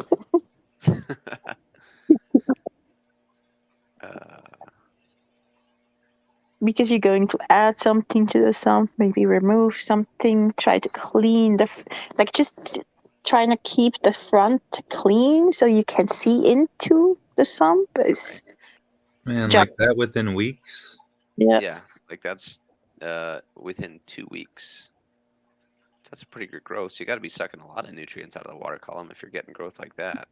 But like Yeah, I look at wonder what like he's running that on though. Like what kind of look at tank like he's running that in. the bottom right. It looks like there's a bunch of algae growing on it too. That's not Kato. It's like a Yeah. slimy. The dangerous thing is too with saltwater, if you bring your nitrates and phosphates down to zero because overkill on filtration, you'll start getting other issues like dinoflagellats, like other bacterial sort of things that have the ability to grow because the tank is depleted. Right.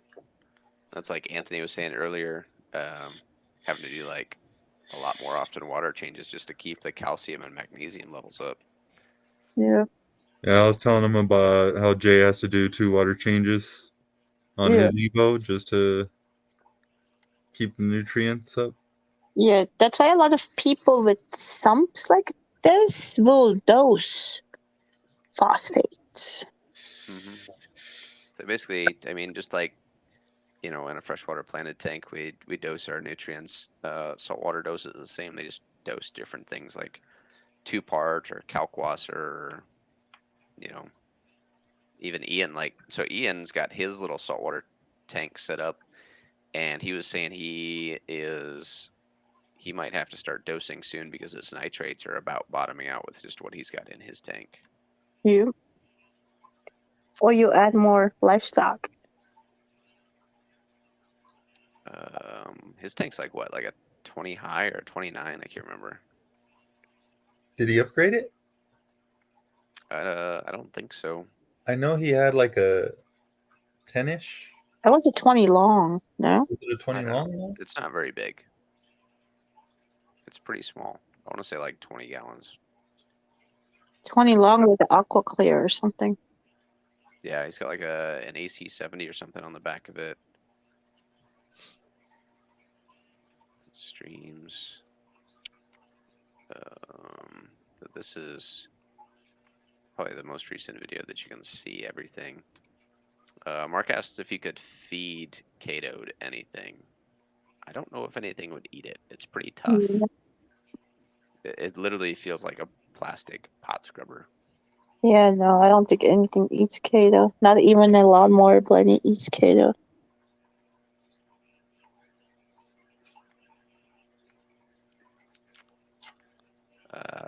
But I posted a link to one of Ian's more recent videos on his tank. His tank's actually come along pretty nicely because he's been working on it for about a year or so. It's looking pretty decent. See if I can fix this. Yeah. Maybe. My tank up and running for 2 years and then soap happened. Yeah. Shit like that happens sometimes. Somebody was asking about power heads the other day, and I actually like the little power head that Ian's got in here. I meant to look that up the other day to see how much it runs. But somebody was asking like, oh, like what power head do you recommend for a 6-foot tank? And like, if you've got the money, like the Vortec, like the MP series of power heads is pretty solid. And 40, two of them. Yeah. And then oh my gosh, I couldn't really believe this. I mean, I could a little bit because sometimes people don't, like, they fail to cease to amaze me. He's like, well, it's a 6-foot tank, so I want to get a power head that's sufficient to add flow throughout the entire tank. And somebody said, well, usually like a pond pump is rated for like how far they can push water. So you need to get a pump rated for 6 feet. I was like, that's not how that works. That's Ooh. head height, not how far a pump is going to move water from through your tank. I was like, so she's like, yeah, You're you need trying to a make it a pond pump that tornado says or it's what? rated for 6 feet. I was like, that's not how. Like, if a pump's rated for 6 feet, that's its flow rate at 6 feet of vertical, not the fact that it can move water 6 feet across a tank from one end to the other. I would say by Like I said, people. people just, oh my gosh, there's always something out there to surprise you. I'm As actually far going as to need a new wave maker for what do setting you up have the now? 150. Well, I bought a Jabo one that I was using to mix my saltwater, and my plan Yep. was to eventually move that to the 150, but it went out on me. Mm, How long have you had it? It seems like most people that run those Jabo A pumps while. like are pretty happy with them. 1 year, 2 years max, then they crap out. Yep. That's why I think I'm gonna get a Ciche. Uh, How much yeah. are the CJ pumps? A lot.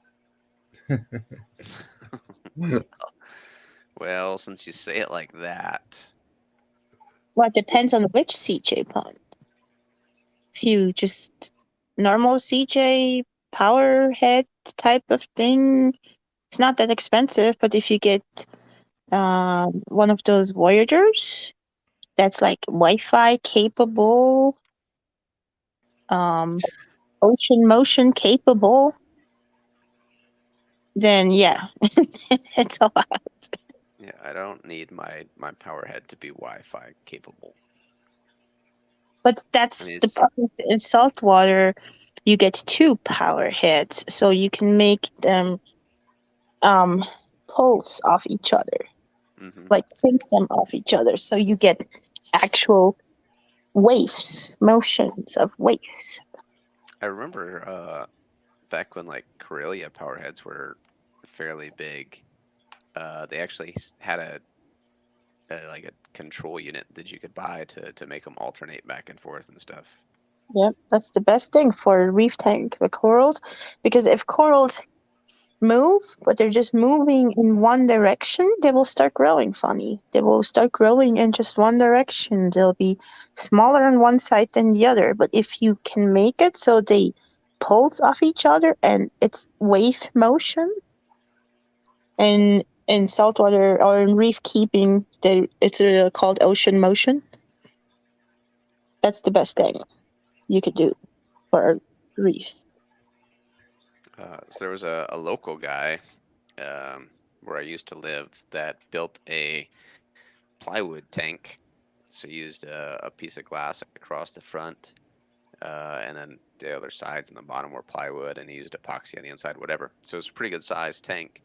And then he used like a 55-gallon drum, and he mounted it above the tank, and then plumbed basically a drain on it with a big valve. And he had a pump that would pump water from the main system up into the barrel, and then when the barrel was almost full, it would surge out into the tank to create like a wave, which is kind of cool.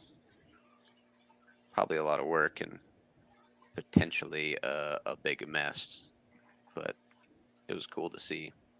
Kind of unique. I don't know how many people run like actual surge setups like that, but Mm-hmm. I thought it was cool.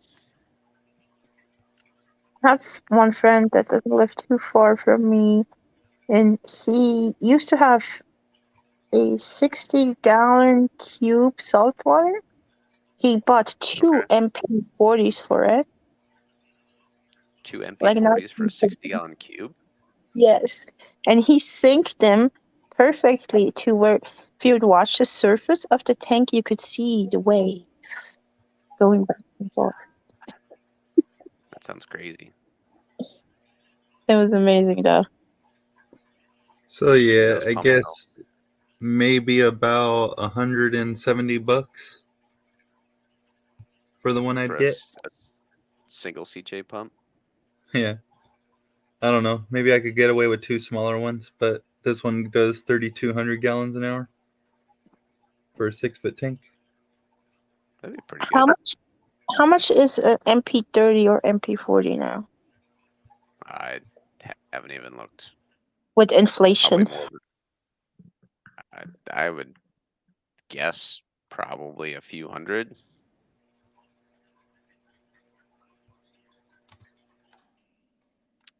MP30s is Let's look. good for smaller tank, or MP10s are even good for smaller tanks.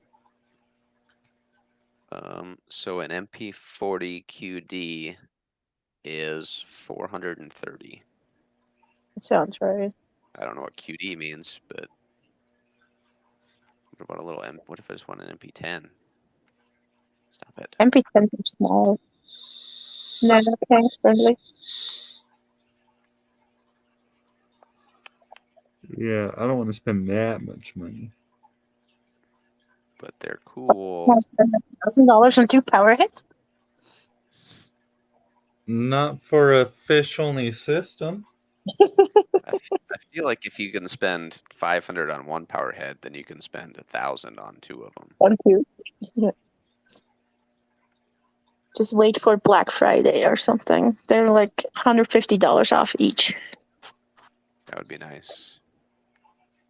But All right, I'll pay for the power Alright. heads. You pay for everything else in the 125? Let's talk about the lights though. I mean, if you're gonna spend 1,000 on power heads, you might as well go with like an Orphic light fixture, and if it's worth doing, it's worth overdoing. Let's go with like 3 tassels. Hey, Mike, you give her any more ideas, I might have to castrate you. An MP10 is $350. Yeah, they're not Which cheap, is a lot of money.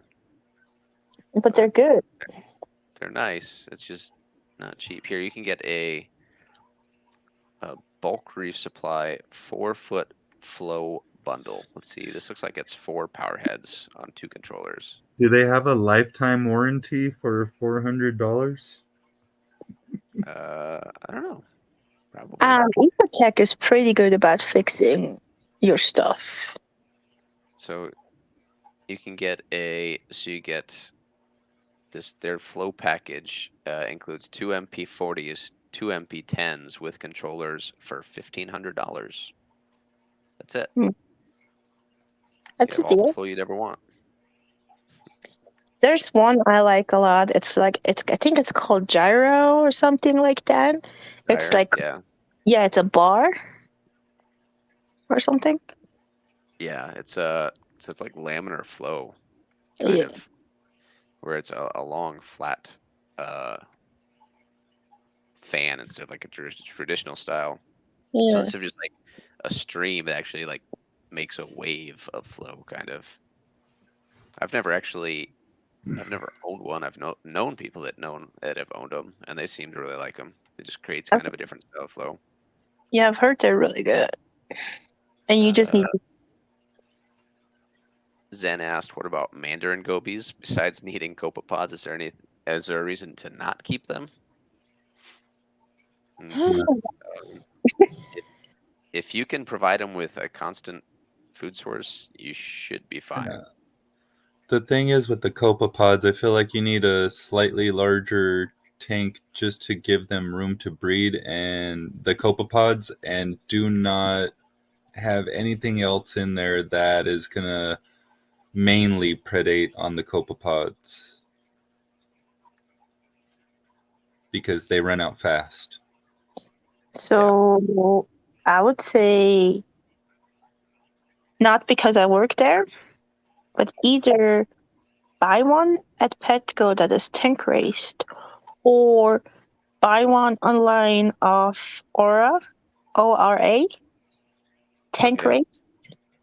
Don't buy one from fish stores or the import stuff. Buy one that is tank raised, because tank raised one will eat other stuff besides copepods. mean, Like it's it not. will cost more to get it because like we sell 1 inch tiny little baby mandarin gobies that are tank raised by Aura for $60-$70, something like that. They're not cheap, but they will eat flake food. That'd be nice. Yeah, like I said, it's largely and you'll find that with several saltwater species. It's largely just a matter of finding something that they'll actually eat and keeping them fed. Debbie And holding. are better than wild caught. I mean, even with like wild caught freshwater stuff, a lot of the times it takes a while to transition it over to a prepared food like a flake or a pellet. But so, however, like I said, we've now gone over 3.5 hours, which is far longer than I planned on. So I think I am going to call it a night. I know, Priscilla, you said you had to work tomorrow, and Anthony's going on a hike. So hopefully you guys enjoy your Sundays and enjoy your festivities. Everybody that stopped by in the chat, thanks for hanging out with us tonight, and hopefully you either learned something or the three of us blabbing about mostly saltwater stuff inspired you to kind of look into it a little bit.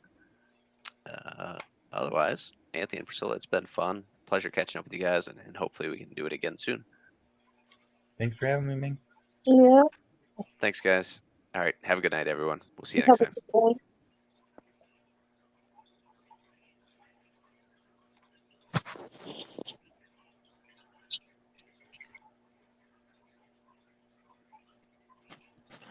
I guess we're carrying on Mike's live stream. Oh, he didn't turn it off? So He just left?